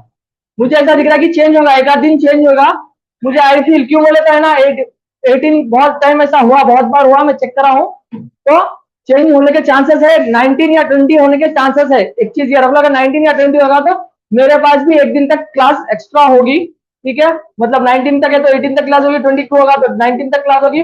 प्रिपरेशन कैसा करना है, अभी एक महीने का प्रिपरेशन सब जने सुन लीजिए। सबके पास आदित्य लॉ सेट की बुक तो सबके पास है, एक बुक बताइए चलता, ये आदित्य, एक आदित्य लॉ सेट की विजीटी लॉ सेट की बुक है, सबके पास बुक है। जैसा कि अपना लॉ सेट स्टार्ट हुआ 1994 में स्टार्ट हुआ, ठीक है। 1994 से लेके 2025 तक प्रीवियस क्वेश्चन पेपर्स आते, ठीक है। प्रीवियस क्वेश्चन पेपर्स आते कहां से, 2025 तक, कहां से, 1994 से। तो ठीक है, एक चीज सुन लीजिए गौर से, इसके बाद ये एक्सप्लेनेशन नहीं मिलेगा, गौर से सुन लीजिए बात। तो आप लोग डेली 2 पेपर सॉल्व करना है। कैसा 2 पेपर सॉल्व करना है, एक पेपर को 60 मिनट्स देना है। कैसा एक पेपर को 60 मिनट्स देना है, उसमें से आप लोग 30 क्वेश्चंस निकाल दो करंट अफेयर्स के, ठीक है। वो करंट अफेयर्स के क्वेश्चंस रिपीट नहीं होते, वो करंट अफेयर्स के क्वेश्चंस आप लोग किसी को सॉल्व करने की जरूरत नहीं है, वो करंट अफेयर्स के क्वेश्चंस रिपीट नहीं होते। तो आप लोगों को इट्स मींस अगर 30 क्वेश्चंस निकाल दिए तो आप लोगों को बचे 90 क्वेश्चंस। 90 क्वेश्चंस आप लोग आदत डालिए, 60 मिनट्स में 90 क्वेश्चन सॉल्व करने की आदत डालिए। तो आप लोगों को ऐसे 2 क्वेश्चन पेपर सॉल्व करना है, ठीक है। 3YDC वाले 3YDC का ही सॉल्व करिए, 5YDC वाले 5YDC का ही सॉल्व करिए, ठीक है। थोड़ा डिफरेंट रहता दोनों का पेपर, ठीक है। अगर आप लोगों का 5YDC के पूरे पेपर्स कंप्लीट हो गए अगर 5IDC के क्वेश्चन पेपर्स पूरे कंप्लीट हो गए तो अभी आपको इसमें मटेरियल में हर एक सब्जेक्ट देता है। जैसे कि लीगल एप्टीट्यूड एक पर्टिकुलर सब्जेक्ट आता, पेज नंबर्स लिखे हुए नहीं रहते, ऐसा सीधा अगर आप आए तो एक लीगल एप्टीट्यूड क्वेश्चन पेपर आता। लीगल एप्टीट्यूड आया तो उसमें लीगल एप्टीट्यूड में 300 400 500 क्वेश्चन रहते, फिर आप लोग वो सॉल्व करिए। ठीक है, क्या करना है, डेली 121 240 क्वेश्चन सॉल्व करना है अपने को कैसा भी। अगर आप लोग ये क्वेश्चन सॉल्व हो गए, कौन से प्रीवियस क्वेश्चन पेपर सॉल्व हो गए, तो आप लोग क्या करिए, इसमें जाइए, कौन से एक पर्टिकुलर एक सब्जेक्ट रहता है, मैं आप लोगों को बताऊंगा एक शॉर्ट फॉर्म में। एक पर्टिकुलर सब्जेक्ट रहता है और उसी के पूरे क्वेश्चंस भी रहते, उसके क्वेश्चंस कंप्लीट हो गए, 500 क्वेश्चन है, 600 भी रहते, किसी में 300 रहते, किसी में 120, किसी में 200 भी रहते, उसके पूरे क्वेश्चन कंप्लीट हो गए बाद लास्ट में की भी बताता, कीज भी रहता। तो उसको सॉल्व कैसा करना है, अपन पेंसिल से पहले गेस करो, गेस करे तो तुम लोग को कितनी नॉलेज है एक चीज समझ नहीं आती, फिर वो गेस करे बाद जितने रॉन्ग आ रहे ना, नो वरीज, उसके बाद हाईलाइटर बाई करो सब जने, हाईलाइटर से हाईलाइट कर लो आंसर को, मेन जो आंसर है ना हाईलाइट कर लो। जब कभी तुमने एग्जाम हॉल में कुछ जाते हैं, एक हफ्ता पहले अपन क्या कर सकते हैं, उसको पूरा ऐसा रिपीट कर ले सकते हैं, अरे इसका ये आंसर था, इसका ये आंसर था। तो 2 घंटे पेपर सॉल्व करना है घर में, 2 घंटे घर में क्या करना है, पेपर सॉल्व करना है, और 1 घंटा अपनी जो क्लास की रिकॉर्डेड वीडियो आ रही वो बैठ के रिकॉर्डेड वीडियो 1 घंटा देखना है। कितने हो गए, 3 घंटे हो गए, अभी बच्चा और एक घंटा, वो 1 घंटा क्या करना है, सेल्फ प्रिपरेशन बोल के मैं पीडीएफ बना रहा हूँ। ठीक है, जैसा कि करंट अफेयर्स के मैम डाले वो पूरे एक सेल्फ प्रिपरेशन में डाल देंगे अपन। जैसा कि आपका इंडियन ज्योग्राफी का एक लिंक मिला आप लोगों को, और एक है ना लीगल एप्टीट्यूड का लिंक मिला, वैसी सेल्फ प्रिपरेशन का लिंक भी मिलेगा, उसी में आ जाएगा, अपना ग्रुप के बायो में आ जाएगा। तो वो 1 घंटा सेल्फ प्रिपरेशन, वो 1 घंटा करना है, पर उसको पढ़ लेते जाना। हम लोग सेल्फ प्रिपरेशन के लिए जो हम लोग का टाइम नहीं है, हम लोग के पास 2 घंटे की क्लास हो रही, उसके बाद है ना आपको सेल्फ प्रिपरेशन के लिए देते, वो भी इंपॉर्टेंट रहता। घर में 4 घंटे, यहाँ पर 2 घंटे दियो, बराबर रहेगा था, मैं गारंटी देता हूँ। उसके बाद मैं खुद गारंटी देता हूँ इंशाल्लाह। क्यों बोले तो अगर घर में बराबर हो 4 घंटे दिया, यहाँ पर 2 घंटे दिया, तो बराबर 100% कवर होता। उसमें से तुम लोग अगर कंफ्यूज भी हुए तो 20 मार्क्स छोड़ भी दिए, तुम लोग 40 मार्क्स भी छोड़ दिए, 80 मार्क्स आते, 80 मार्क्स में बिलो 5000 रैंक आता, याद रखो। 80 मार्क्स में बिलो 5000 रैंक आता, 80 मार्क्स में, याद रखो, अच्छा रैंक आता। 100 में रैंक भी आया था। अगर बहुत सारे अगर टफ आ गया पेपर तो बहुत सारे पेपर्स जाते, बहुत सारे जनों के एग्जाम्स अपने है ना फेल हो जाते बच्चे, तो वो टाइम पे 100 में भी रैंक आ जाता, बिलो 5000 नहीं, 80 मार्क्स ला लिया तो 100 में भी रैंक आ जाता। तो चीज ये 4 घंटे घर में, 2 घंटे यहाँ पर जो किसी की अगर मसरूफियात वगैरह है तो फजर से उठ जाओ, सुबह 5 बजे से उठ जाओ, उठ के ये वक्त निकालो, बहुत ज्यादा इंपॉर्टेंट है। उसके बाद आखिरी में मैं at the time last week में थोड़े ट्रिक्स है, मैं वो ट्रिक्स बोलता हूँ, उस पर अपन फोकस करेंगे। ठीक है, उस पर अपन फोकस करेंगे। तो पहले इस पे फोकस करना है, ये भी एक ट्रिक है कैसा सॉल्व करना है, ये भी एक ट्रिक है। उसके बाद आखिरी के 15 दिन में 4 घंटे ने 5 घंटे देना रहता, फिर 1 घंटा करंट अफेयर्स के वीडियोस डालता मैं पूरे, वो 1 घंटा बैठ के फिर करंट अफेयर्स के वीडियोस डेली का डेली देख लेते बैठना। न्यूज़पेपर पढ़ने की जरूरत नहीं है, मैं वीडियोस में पूरा कवर कर लेता हूँ तुम लोगों को। ठीक है, न्यूज़पेपर्स मत पढ़ो, मैगजीन न्यूज़पेपर्स मत पढ़ो, मैं जो पीडीएफ बनाता हूँ उसमें कवर कर लेंगे अपन, और मैम जो पीडीएफ डालते हैं उसमें कवर कर लेंगे, और मैं तुम लोग को वीडियोस देता हूँ अच्छे अच्छे जो यूट्यूबर्स मालूम है मेरे को, मैं उन लोगों के वीडियोस देता हूँ। तुम लोग खुद से कुछ भी मत करो, खिचड़ी पक जाती। उसमें अपन करंट अफेयर्स मैक्सिमम कवर करने का, Indian polity, legal aptitude, current affairs. जी मैम,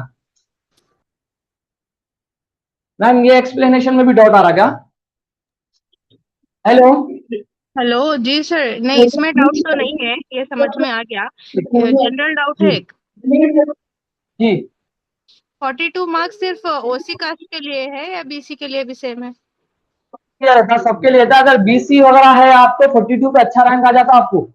अगर बीसी वगैरह है आप, या मतलब कोई भी एससी एसटी वगैरह है तो 42 मार्क्स पे, 42 नहीं, अगर एससी एसटी है तो 35 भी ला लिया आप, 38 भी ला लिया आप, 38 भी ला लिया तो आपको अच्छी खासी सीट मिल जाती। जो कॉलेज वगैरह मिल जाते हो कॉलेज में। अगर एससी एसटी, अगर बीसी है आप, बीसी अगर आपके पास बीसी सर्टिफिकेट है, जैसा कि किसी के नाम में मोहम्मद वगैरह है, बीसी है, तो वो लोग को भी बहुत अच्छा है। वो लोग को भी जैसा कि है ना 42 पे भी सीट मिल सकती है उन लोगों को। सर ओबीसी, हाँ मालूम होता, किया था एक दिन।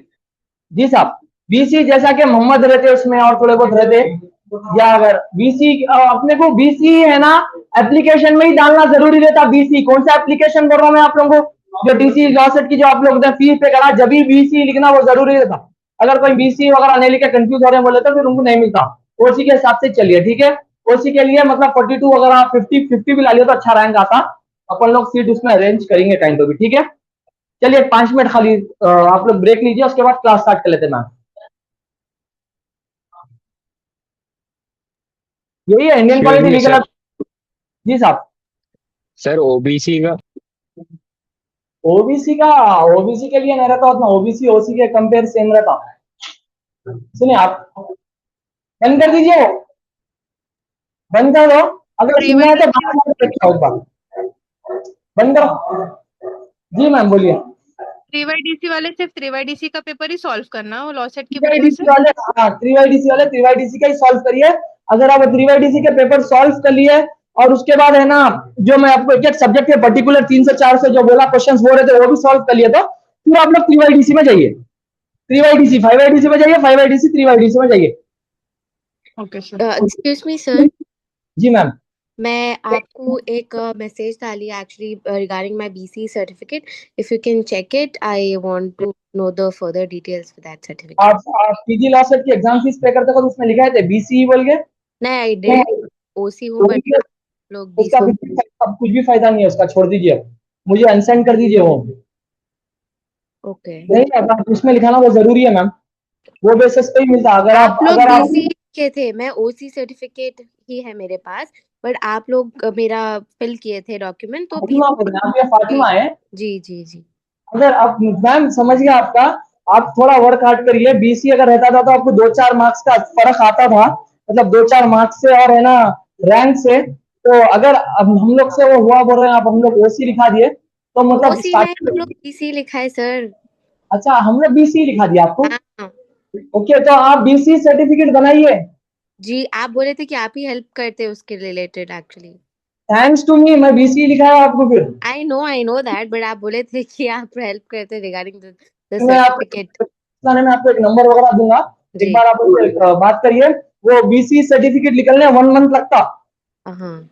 अगर नहीं मोहम्मद सर मुझे जल्दी चाहिए, 15 दिन में मुझे देखने की ख्वाहिश है बीसी सर्टिफिकेट कैसा है बोले तो फिर वो लोग चार्ज ज्यादा करते। तो अपने पास बहुत टाइम है, अपने पास सितंबर अक्टूबर तक टाइम है बीसी सर्टिफिकेट निकालने के लिए।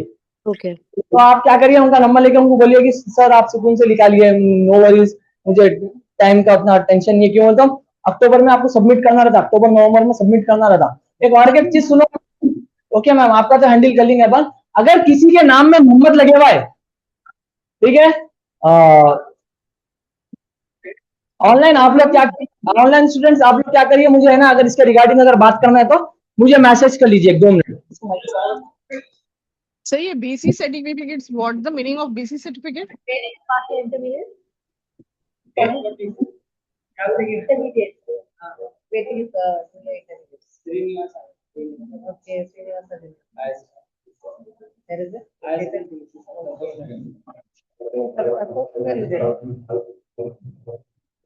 I feel like I have totally compared something to that. See, your face cut, there is one boy ever. Earlier, I have got there is there. Oh my. I still been teaching in college over there. Yakutsura. Yakutsura. AMC. Maybe you are from which school did you do your 10th? That student resembles you a lot actually. I thought that is it you or what? Like I've been teaching since major 16 years. Even though I got 10th standard college students, so maybe that's I was thinking. I have seen it somewhere, but which students resembles you? I was recalling. So one of my college, so I thought maybe you're the one who wanted. It's like you're looking totally similar to it. So I thought, इतने सारे अनुकूला बच्चे हैं students हैं कि कहाँ से कुछ गलत है ये बात मैं समझा एक कोर्स का जब मैं पढ़ाती थी छोटा था और ही was in 10 and now he went to engineering so I could not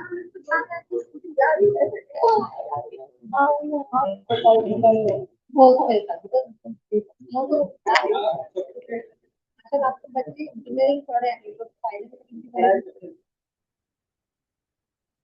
That's in 12,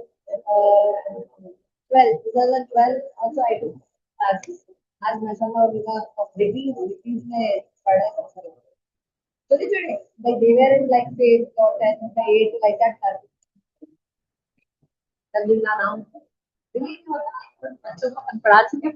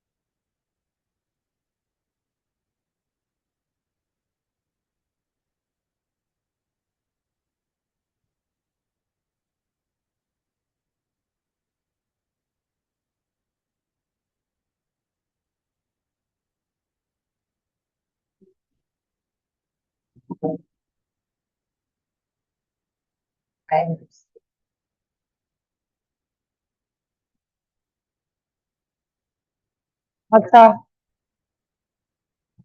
5 minute break लिया था हमने इसको हॉल्टिंग some announcement दे रहा देखो तुलसी का आ रहा मैं सारी तो उसको बता रही है 19th Sunday that's why booked it on Sunday के रईसा क्लास सकते क्या shall we continue last 10 questions are there for the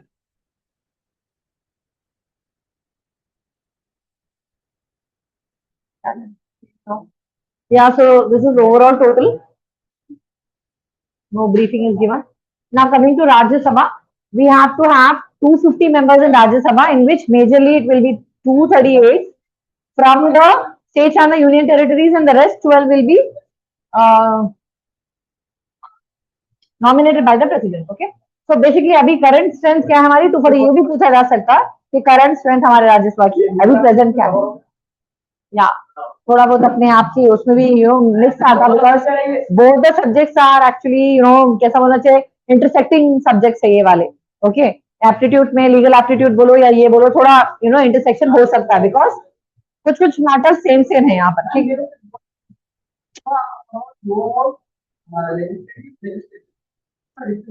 Rajya Sabha is the upper house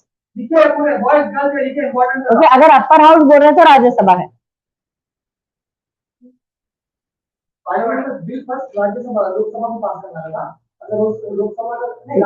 bill actually parliament बनाता parliament is nothing but Lok Sabha Lok Sabha से बिल पास होती है Lok Sabha lower house once more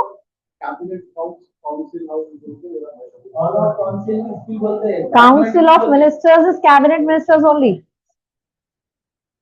देखिए आप लोग थोड़े टर्म्स में इशू हो रहा members of Lok Sabha he cabinet होता है cabinet what do you mean by cabinet a group right एक साथ जो बैठते हैं दैट इज कॉल्ड बैठक को कैबिनेट बोला जाता है cabinet ministers is none then council of ministers only जो हमारे प्राइम मिनिस्टर सेलेक्ट करते हैं प्रेसिडेंट सैंक्शन करते मतलब साइन अप करते हैं on the advice of prime minister ही पढ़े ना सिलेक्शन होगा प्राइम मिनिस्टर का उन्होंने एडवाइस करेंगे प्रेसिडेंट को जी जनाब देखिए इनको जरा बना दीजिए देन उन्होंने अपना attestation देते हैं okay attestation is nothing but he will sign it कि yes this guy is going to be this minister okay but selection तो प्राइम मिनिस्टर ही करेंगे एडवाइस करेंगे प्रेसिडेंट को कि देखिए सर प्लीज इनको ये बनाइए इनको ये बनाइए इनको ये बना because it is his party right prime minister की तो पार्टी है लीड करना है प्राइम मिनिस्टर को तो नॉलेज भी होना प्राइम मिनिस्टर का उनका तो चलेगा ना प्लीज उन्होंने तो बोलेंगे ना कि भाई ये बंदा मुझे ये पोजीशन पे चाहिए तो एडवाइस तो जाएगी प्राइम मिनिस्टर की प्रेसिडेंट को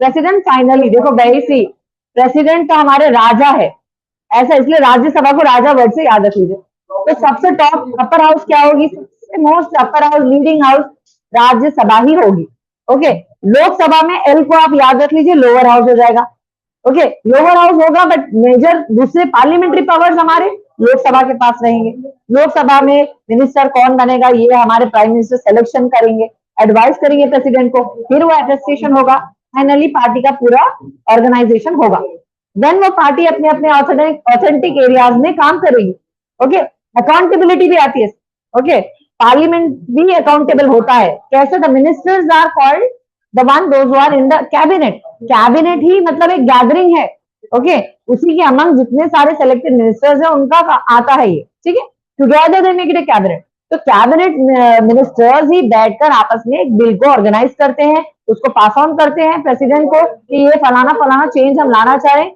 तो ये चेंज पर क्या आपका क्या है, तो उस हिसाब से वो लोग प्रेसिडेंट को पास करने के बाद प्रेसिडेंट के पास 6 मंथ्स टाइम रहता है, उन्हें सोचते उसके ऊपर विचार करते, उनके अपने राज्यसभा के मिनिस्टर से भी बात करते। अब राज्यसभा के जो मिनिस्टर्स है वो पूरे कंट्री के लेवल पे है, ओके, उसमें स्टेट्स के भी लेजिस्लेटिव असेंबली के भी मेंबर्स है, थोड़े यूटीज के मेंबर्स है, बाकी के 12 जो है वो उनके चोजन मेंबर्स है, पर्टिकुलर मेंबर्स, उनके खास उनके चोजन रहते, ठीक है। टोटल ओवरऑल कितने होने चाहिए? 250 होने चाहिए, ओके, बट उनमें से अलग अलग जगह से कौन आएंगे? 238 पूरे ओवरऑल इंडिया से आएंगे, खाली एक कोना नहीं है यहाँ, पूरे ओवरऑल इंडिया के एरिया से, टेरिटरी ऑफ इंडिया से सेलेक्टेड लेजिस्लेचर आएगा। कमिंग टू द 12 जो उनके अपने खुद के स्पेशल पीपल आएंगे, ओके, अलग अलग सब अपने अपने हिसाब से अपने डिग्निटरीज आकर उनके साथ डिस्कस करेंगे, बिल अगर पास हो रही है, ओके, अगर उसका कॉन्स्टिट्यूशन का बेसिक स्ट्रक्चर नहीं हिलना चाहिए, ओके, कोई ऐसा हार्म कॉन्स्टिट्यूशन के बेसिक स्ट्रक्चर को नहीं हो रहा है, वो बिल पास हो जाएगी।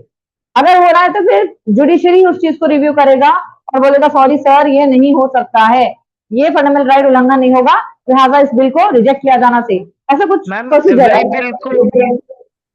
एवरी बिल को नहीं कर सकते, जुडिशरी रिव्यू करता नहीं, ओनली जो कॉन्स्टिट्यूशन को अगर प्रॉब्लम हो रही है, कॉन्स्टिट्यूशन में बेसिक स्ट्रक्चर को कुछ डिस्टर्बेंस हो रहा है तो ही वो रिजेक्ट होने के चांसेस है। अंडरस्टूड? तो ये बात समझने की कोशिश कीजिए कि जो हमारे फंडामेंटल राइट्स है वो वायलेट नहीं होने चाहिए, उसको चेंज नहीं किया जाएगा, अमेंड कर सकते बट उसमें हमारे जो अधिकार है वो छीने नहीं जा सकते, वो जैसे वैसे ही रहेंगे, ओके, उसमें कोई आई मीन टू से चेंज अगर ला रहे हैं और वो अगर कोई उल्लंघन कर रहा है यानी कि किसी के राइट्स को छीन रहे तो वो नहीं पॉसिबल, ठीक है ना। अपार्ट फ्रॉम दैट आप कुछ भी चेंज लाना चाह रहे हैं तो कर सकते। डिफरेंट है। मैं पूछना ये चाह रहा हूँ, अगर कोई भी बिल पार्लियामेंट में जब पार्लियामेंट पेश करता है प्रेसिडेंट को, क्या वो बिल वो जुडिशरी को भी पेश करता एवरी टाइम? नहीं, देखो आप इसमें क्या है कि जब कोई बिल पार्लियामेंट प्रेसिडेंट के पास पास होती ना तो प्रेसिडेंट को भी मालूम है कि कॉन्स्टिट्यूशन का बेसिक स्ट्रक्चर क्या है, गेटिंग माय पॉइंट। अगर उनको लग रहा है कि ऐसा कुछ डिस्टर्बेंस होने वाला है तो रिव्यू करवाते उन्होंने जुडिशरी से, प्रेसिडेंट के पास अथॉरिटी होती है, उन्होंने भेजते कि ये बिल आई है मेरे पास, इसको एक बार आप लोग चेक करिए, रिव्यू करिए कि ये फंडामेंटल राइट का उल्लंघन ना करे, तो प्रेसिडेंट ही जुडिशरी को अपने बोलते सो सीजेआई को बोलते हैं कि इसके बारे में मुझे बोलिए, तो गेटिंग माय पॉइंट। उनको ये अपॉइंटमेंट होता है कि आप ये मेरे पास जो बिल आई है इस पे स्टडी कीजिए, बताइए कि क्या ये फंडामेंटल का उल्लंघन हो रहा है। अगर उन्होंने कहा कि यस सर, हाँ इससे फंडामेंटल राइट ब्रेक हो रहा है या हर्ट हो रहा है या डिस्टर्ब हो रहा है, then he gives his advice to the president कि ये बिल नहीं पास होनी चाहिए, getting my point. CJI is responsible, okay, सीधे से सुप्रीम कोर्ट के सीजीआई को ये कॉल जाता है प्रेसिडेंट की तरफ से कि ये बिल पार्लियामेंट ने मुझे भेजा है, ये बिल में कुछ कुछ चेंजेस है, इसको रिव्यू करके मुझे बोलो कि क्या ये आगे कुछ नुकसान पहुंचाएगा कंट्री के सिटीजन्स को या उनके फंडामेंटल राइट्स को। अगर सीजीआई ने कहा यस तो वहीं पर प्रेसिडेंट उसको रिजेक्ट कर देंगे। अगर उन्होंने कहा कि नो सर इसमें कोई प्रॉब्लम नहीं है, कोई वायलेशन नहीं हो रहा है, then it is attested, okay, जब उनको भेजा जाता है बिल पास करके कि okay your bill is pass now, okay, positive result, I mean to say that, ठीक है।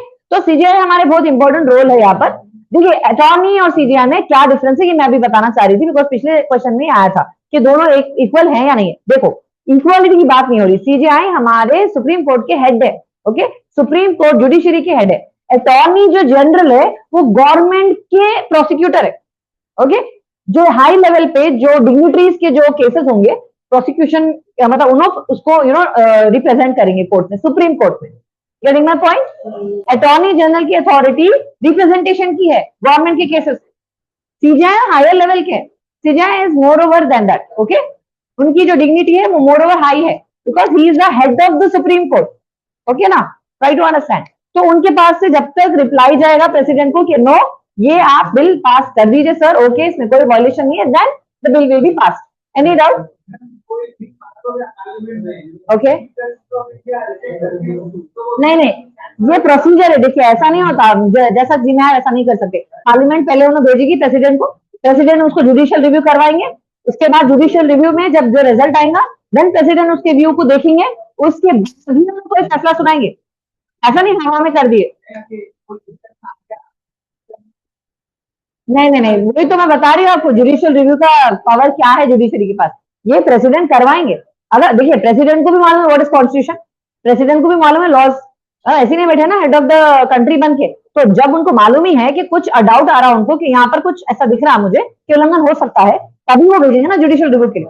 हाँ, अगर ऐसा कुछ बिल है जो सिंपल है, नॉर्मल है, जैसा कोई स्टेट को अलग करना है, हाँ यहाँ पर एक चीज इंपॉर्टेंट है, अगर स्टेट से पर्टिकुलर किसी स्टेट से रिलेटेड है तो स्टेट के लेजिस्लेचर से एडवाइस होगा, काउंसलिंग होगी, यानी स्टेट के जो हायर डिग्निटरीज है उनसे भी बातचीत होगी, तभी अमेंडमेंट हो सकता। देखिए यहाँ पर बहुत सारा इंपॉर्टेंट प्रोसीजर है, यहाँ पर ऐसे इजी नहीं होता। अगर पार्लियामेंट कुछ भी चेंज लाना भी चाह रही तो उसके कुछ प्रोसीजर्स, प्रोज एंड कॉन्स है, उसको पूरा करना पड़ेगा। ऐसी सिंपली बिल पास नहीं हो जाती सिंपली।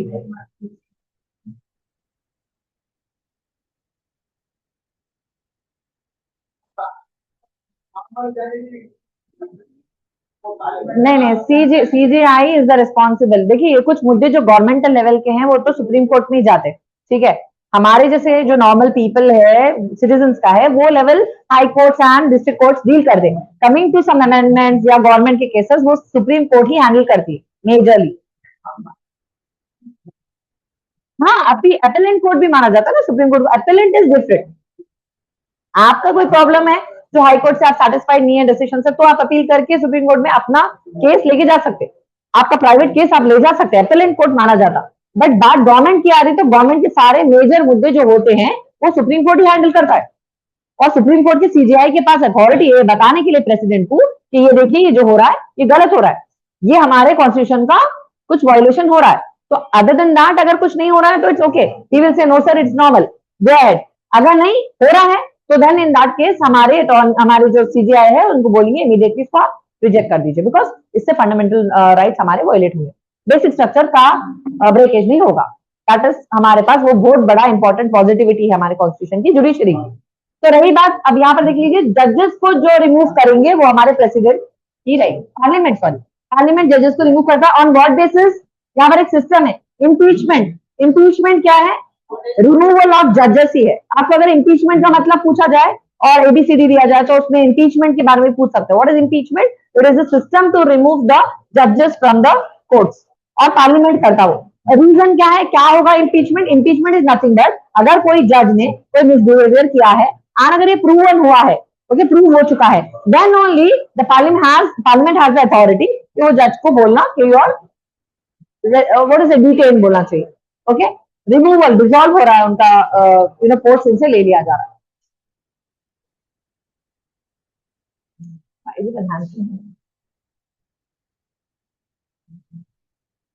चलिए ये तो इजी क्वेश्चन है। Lower voting age in India हमारी 18 साल है, अभी तक तो 18 साल है, बोला जा रहा था बीच में तो 21 करेंगे, तो अभी जो रनिंग है वो 18 years.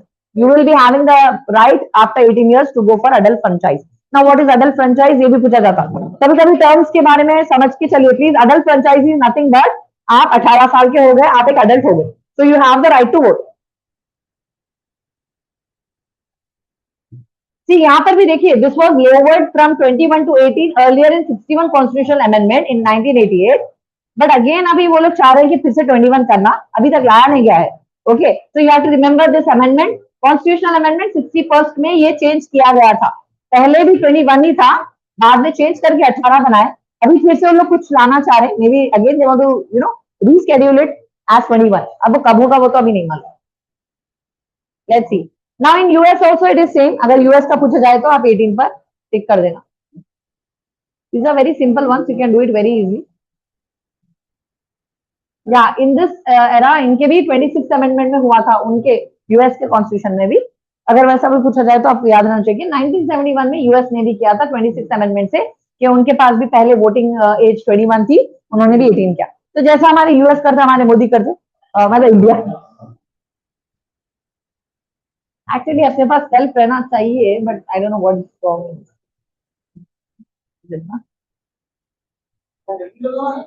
Why this is coming, rolling issue हो रहा है। चलिए, या the emergency can B proclaim. आपको तो मालूम है, ऑलरेडी सोशल में पढ़े होंगे कि there are 3 major emergencies. Okay, national emergency, financial emergency, and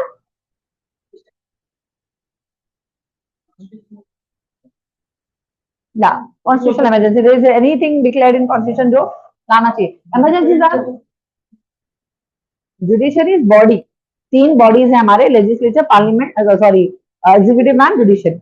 three major bodies में हाईएस्ट अथॉरिटी जुडिशरी की होती है.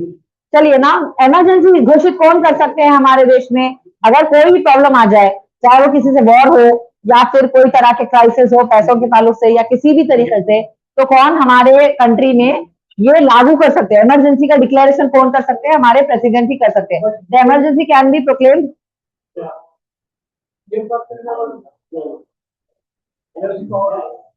हाँ,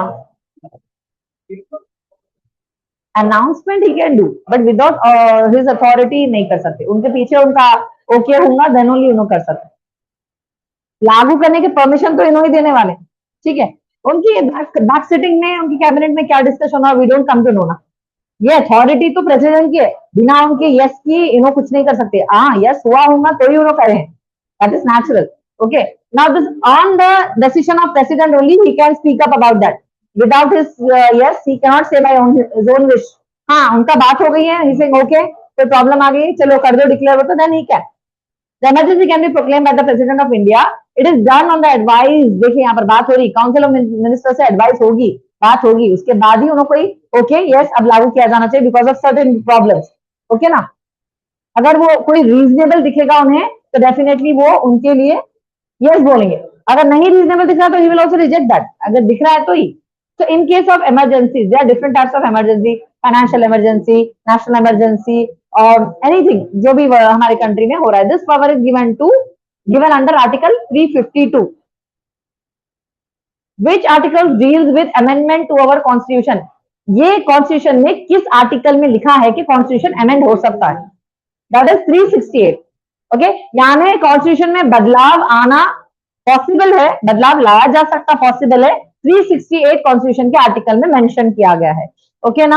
article 368 deals with the amendment of the constitution. It lays down the procedure for making changes in the constitution. यानी कि अभी जो मैं बता रही थी ना आप लोगों को कि कैसे पार्लियामेंट बिल पास करेगा, कैसे हमारे प्रेसिडेंट उसको देखेंगे और उसका अगर कोई रिव्यूअल है तो वो कैसा करवाएंगे, फाइनली कितने महीनों में उनका रिव्यूअल हो जाना चाहिए, कितने महीनों में उन्हें अपने बिल को यस और नो जो भी है बोलना चाहिए, उसके बाद फिर से री अपील कर सकते हो लोग वही सेम बिल को, बट नॉट थर्ड टाइम.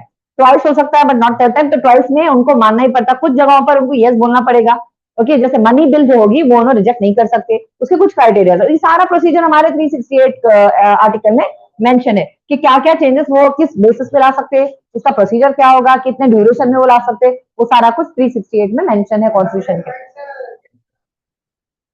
देखिए, फंडामेंटल राइट में अमेंडमेंट हो सकता है प्रोबेबली, बट जो बेसिक आपकी उसके अंदर जो आपकी जो राइट है वो चेंज नहीं होना चाहिए. आई मीन देखिए, जैसा प्रॉपर्टी ऑफ राइट था उसको निकालकर दूसरा प्रॉपर्टी राइट बनाया गया. ओके, ये कर सकते, बट आपका कोई ऐसा जैसा कि आपका एजुकेशन का राइट है वो आपसे छीना नहीं जा सकता, उसमें कुछ चेंजेस ला सकते.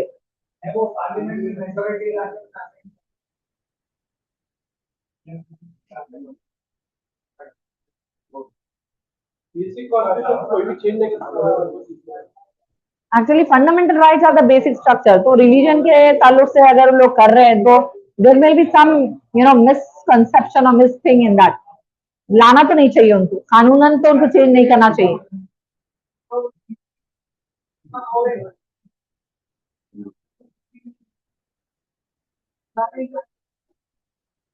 देखिए, ये 368 की वजह से एक बैकलॉग भी है, ये चेंज ला सकते. 368 आर्टिकल की वजह से लाने का तो चांस है, बट आई विश के देखो आप फंडामेंटल राइट्स को नहीं निकालना चाहिए उनको उसमें से. प्रियम्बल चेंज कर सकते हैं. प्रियम्बल में मेंशन है सेक्युलरिज्म का. Preamble is different and fundamental rights are different.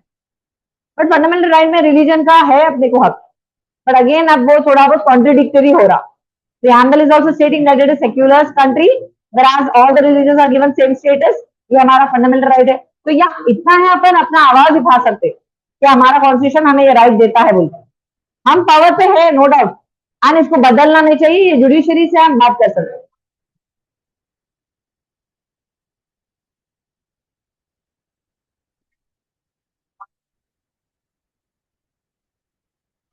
Constitution में है ये बात।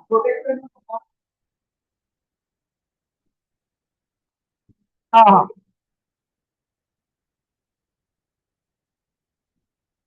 यस यस है हमारे पास कॉन्स्टिट्यूशन में कि बेसिक स्ट्रक्चर नहीं डिस्ट्रॉय होगा। I let you know about that इंशाल्लाह। डिटेल में आपका क्वेश्चन बहुत अच्छा है। राइट नाउ इसके सिनेरियो चल रहा है कंट्री में, so we should know about that.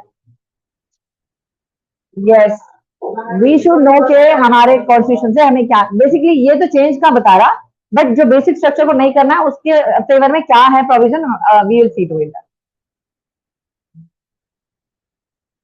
Which article deals with the special status given to Jammu and Kashmir?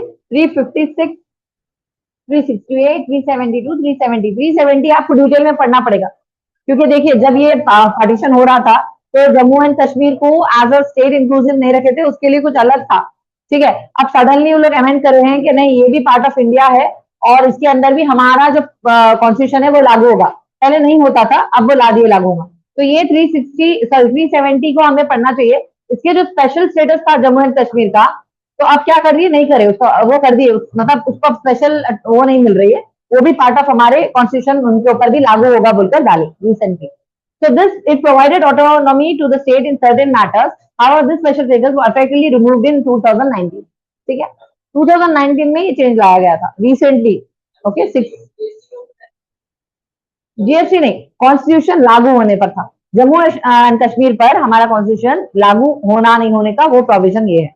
यानी पहले क्या था कि जम्मू एंड कश्मीर की अपनी खुद की एक ऑटोनॉमी होती थी जो उसके हिसाब से लोग चलते थे, बट अब 2019 में मोदी क्या करे, नहीं ऐसा नहीं होगा, हमारा कॉन्स्टिट्यूशन ही आप पे लागू होने वाला है, तो आपके एरिया में भी हमारा ही कॉन्स्टिट्यूशन के प्रोविजन चलेंगे। पहले जो उसकी सेल्फ ऑटोनॉमी थी वो छीन ली गई, स्पेशल जो था उसका ऑटोनॉमी स्ट्रक्चर वो ले लिया गया। 2019 में हमारा कॉन्स्टिट्यूशन लागू कर दिया गया उनके ऊपर। ऑब्वियसली सिटीजनशिप के हिसाब से ये लोगों को बोले कंसिडरेबली तुम हमारे डिफरेंस हुआ आर्टिकल 370 को रिमूव करने के बाद, मतलब control over the Jammu and Kashmir हुआ क्या, ऐसा कुछ? ऑब्वियसली हमारे जम्मू एंड कश्मीर का हमारे कंट्री में अब उसका हमारे कॉन्स्टिट्यूशन लागू हो गया। जो भी हमारा कॉन्स्टिट्यूशन बोलेगा जम्मू एंड कश्मीर के पीपल पर वही प्रोविजन लागू किए जाएंगे। ओके ना? Which article deals with emergency, ये आपका न्यूमेरिकल याद रखना है। 356 इमरजेंसी से डील करने वाला आर्टिकल, जो भी इमरजेंसी के बारे में आपको जानकारी हासिल करना है तो आपको 356 आर्टिकल ऑफ कॉन्स्टिट्यूशन पढ़ना पड़ेगा। Okay, note down the number 356 is for all types of emergencies. देखो आप ये याद रखो, 368 will be for, 370 is for Jammu and Kashmir and 356 for emergency. ये आप जरा ऐसा निमोनिक बना के लिख लीजिए कुछ भी, so that you keep it in your mind the numerical data.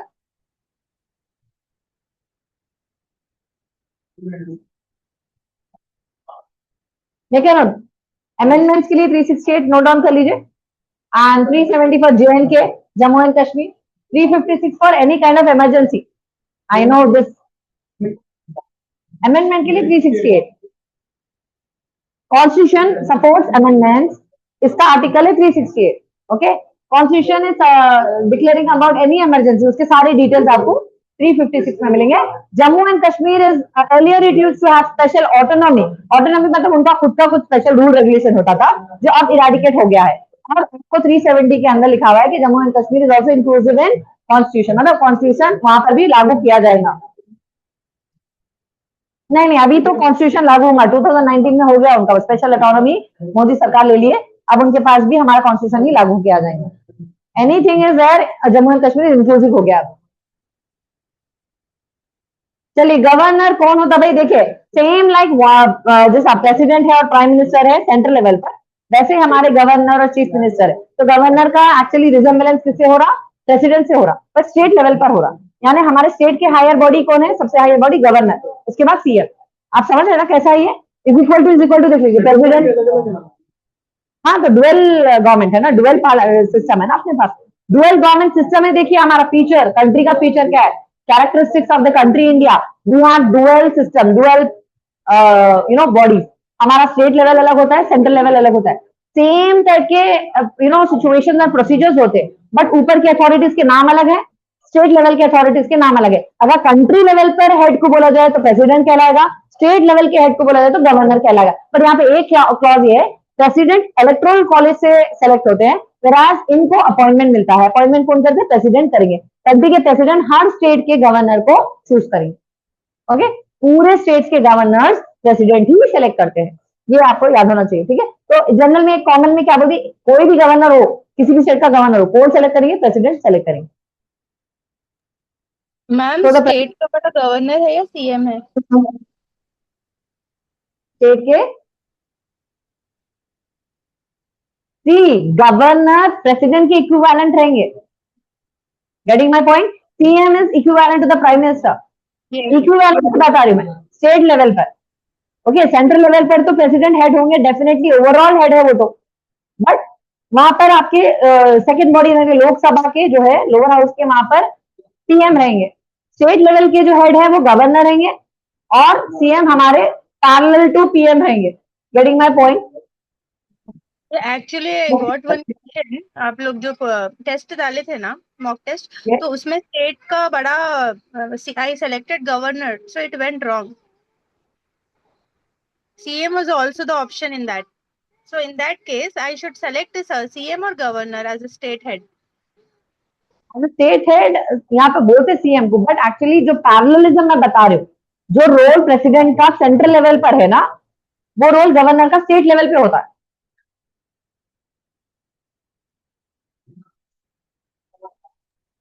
Okay, ma'am. State legislature के हेड सीएम है। हाँ, वो तो स्टेट लेजिस्लेचर के हेड तो सीएम ही रहेंगे ना। पार्लियामेंट के हेड कौन है? पार्लियामेंट के जो लोकसभा के हेड है वो प्राइम मिनिस्टर रहेंगे, तो स्टेट लेजिस्लेचर के हेड सीएम रहेंगे। वही प्रेसिडेंट जो हेड ऑफ द कंट्री की बात हो रही, वही लेवल पे गवर्नर रोल देते हैं स्टेट लेवल पर। समझिए आप? देखो रेशियो कैसा देखते थे अपन, 1:2 लाइक दैट। अगेन इफ इसे 2:4, सेम इक्विवेलेंट, राइट? उसी तरीके से ये रोल होता है। अगर हम सेंट्रल लेवल की अथॉरिटीज को देखें तो पार्लियामेंट पूरे कंट्री में प्रेसिडेंट जो रोल देते हैं सेंट्रल लेवल के, उन्होंने राज्यसभा के है तो लोकसभा के है। सिमिलरली स्टेट लेवल में भी ये दो रोल्स होते हैं। ओके, तो गवर्नर को आप एज्यूम करना कि एज अ स्टेट लेवल के नो एक प्रेसिडेंट है, समझो, ऐसा मैं बताना चाह रही हूँ। कॉन्ग्रुएंट यानी पैरेलल टू ईच अदर, उनका जो रोल उधर है, इनका स्टेट लेवल पर है। आपको समझ में आ रहा बात? ये प्रेसिडेंट अगर ओवरऑल कंट्री के हेड है, तो हमारा जो प्रेसिडेंशियल रूल है, लॉ है, उनका जो रोल है, छोटे उनके उनके हम शक्ल बोलो, ओके, स्टेट के रहेंगे उन। हाँ, तो गवर्नर का भी इधर कुछ एक रोल है स्टेट के अंदर भी। अगर कुछ स्टेट लेवल पे कुछ प्रॉब्लम आ जाती है तो गवर्नर की लेना पड़ेगा परमिशन, सीएम को भी बात करना पड़ेगा उनसे। सीएम स्टेट लेजिस्लेचर मेंबर के जो मेंबर्स हैं वो गवर्नर से काउंसिल करेंगे, जैसा वहां पर पीएम कर रहे हैं प्रेसिडेंट से, यहाँ स्टेट लेवल पर हमारे सीएम और उनके जो लेजिस्लेटिव असेंबली के मेंबर्स है वो लोग करेंगे। सिंपल भाई, आप समझो एक बड़े भैया और एक छोटे भैया का रोल सेम है उन लोग का भी, बट वो अलग घर है, ये अलग घर है, ऐसा समझिए आप। ओके, समझ रहे? कॉन्ट्रास्ट कैसा है यहाँ पर कि उस लेवल पर प्रेसिडेंट अगर मेन है तो यहाँ पर गवर्नर भी मेन है। सेम रोल होगा, उनमें बड़े भैया है, छोटे भैया स्टेट लेवल पे है। ओके ना? Any doubt in this? Again president will do the needful. सारे स्टेट्स के गवर्नर्स को भी सेलेक्ट करने की अथॉरिटी प्रेसिडेंट के पास रहेगी, because end of the day he is the head of the family. Now the governor is appointed by the president of India. The appointment is made under provisions of the constitution. Constitution में provision है governor का selection president ही करेंगे. The governor acts as the constitutional head. See this, the governor acts as the constitutional head of the state. एक अलग title दिया गया है, constitution ने उन्हें हेड बनाया है। Constitutional head of the state हमारे गवर्नर रहेंगे, same as resembling to the president of the country. Okay, but that is central level structure, this is state level structure. ठीक है, ये सारे स्टेट लेवल की बात हो रही है। Then finally they perform their function on the advice of the state council of minister. Same like कि council of ministers in Lok Sabha उनको बिल पास करते हैं, उनको एडवाइस करते हैं, उनको बोलते हैं चेंजेस लाना चाहिए, करना चाहिए। सिमिलरली स्टेट लेजिस्लेटिव की जो बॉडी है, स्टेट के अंदर जो मिनिस्टर्स है, एमपीज बोलो, ये सारे MPs MLA, these people talk to the governor regarding the state only. उनके स्टेट की बाउंड्री से बाहर बात नहीं होगी।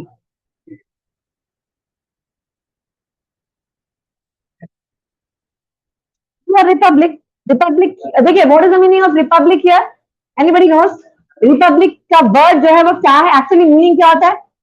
एक ऐसा देश जिसका प्रेसिडेंट इलेक्शन के द्वारा सेलेक्ट होता हो, उस कंट्री को रिपब्लिक बोला जाता है। तो हमारा देश का प्रेसिडेंट इलेक्टोरल कॉलेज से सेलेक्ट होता है, वोटिंग सिस्टम से सेलेक्ट होता है, उसकी वजह से हमारी कंट्री को रिपब्लिक बोला जाएगा। I don't know whether you people new the meaning of Republic और नॉट।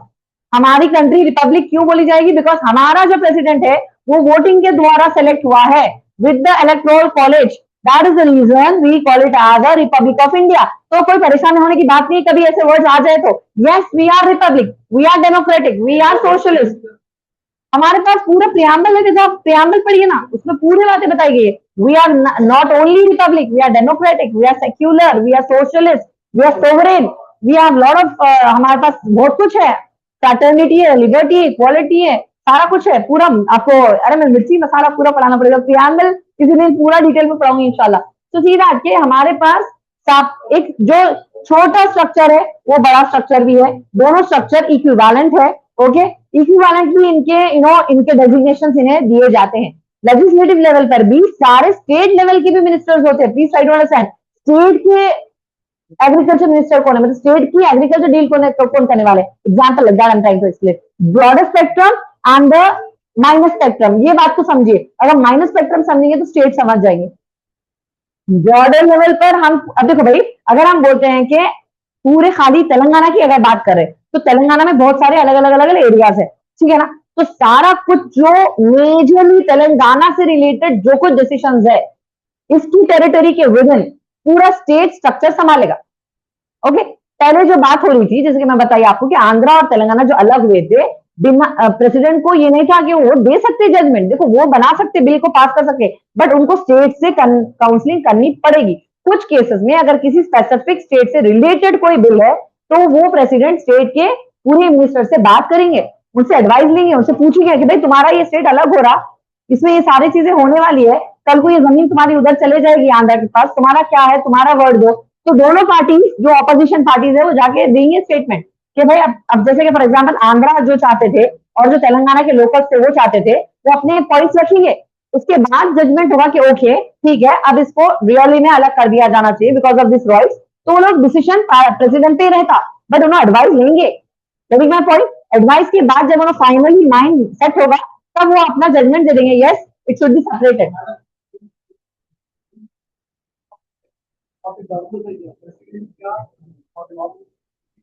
ये कॉन्स्टिट्यूशनल हेड है, ये अथॉरिटी कॉन्स्टिट्यूशन ने गवर्नर को दी है। ओके, बट बेसिक हैंडलिंग तो सीएम करेंगे ना। देखो यहाँ पे मेन रोल थोड़ा जरा डिफरेंट है थोड़ा।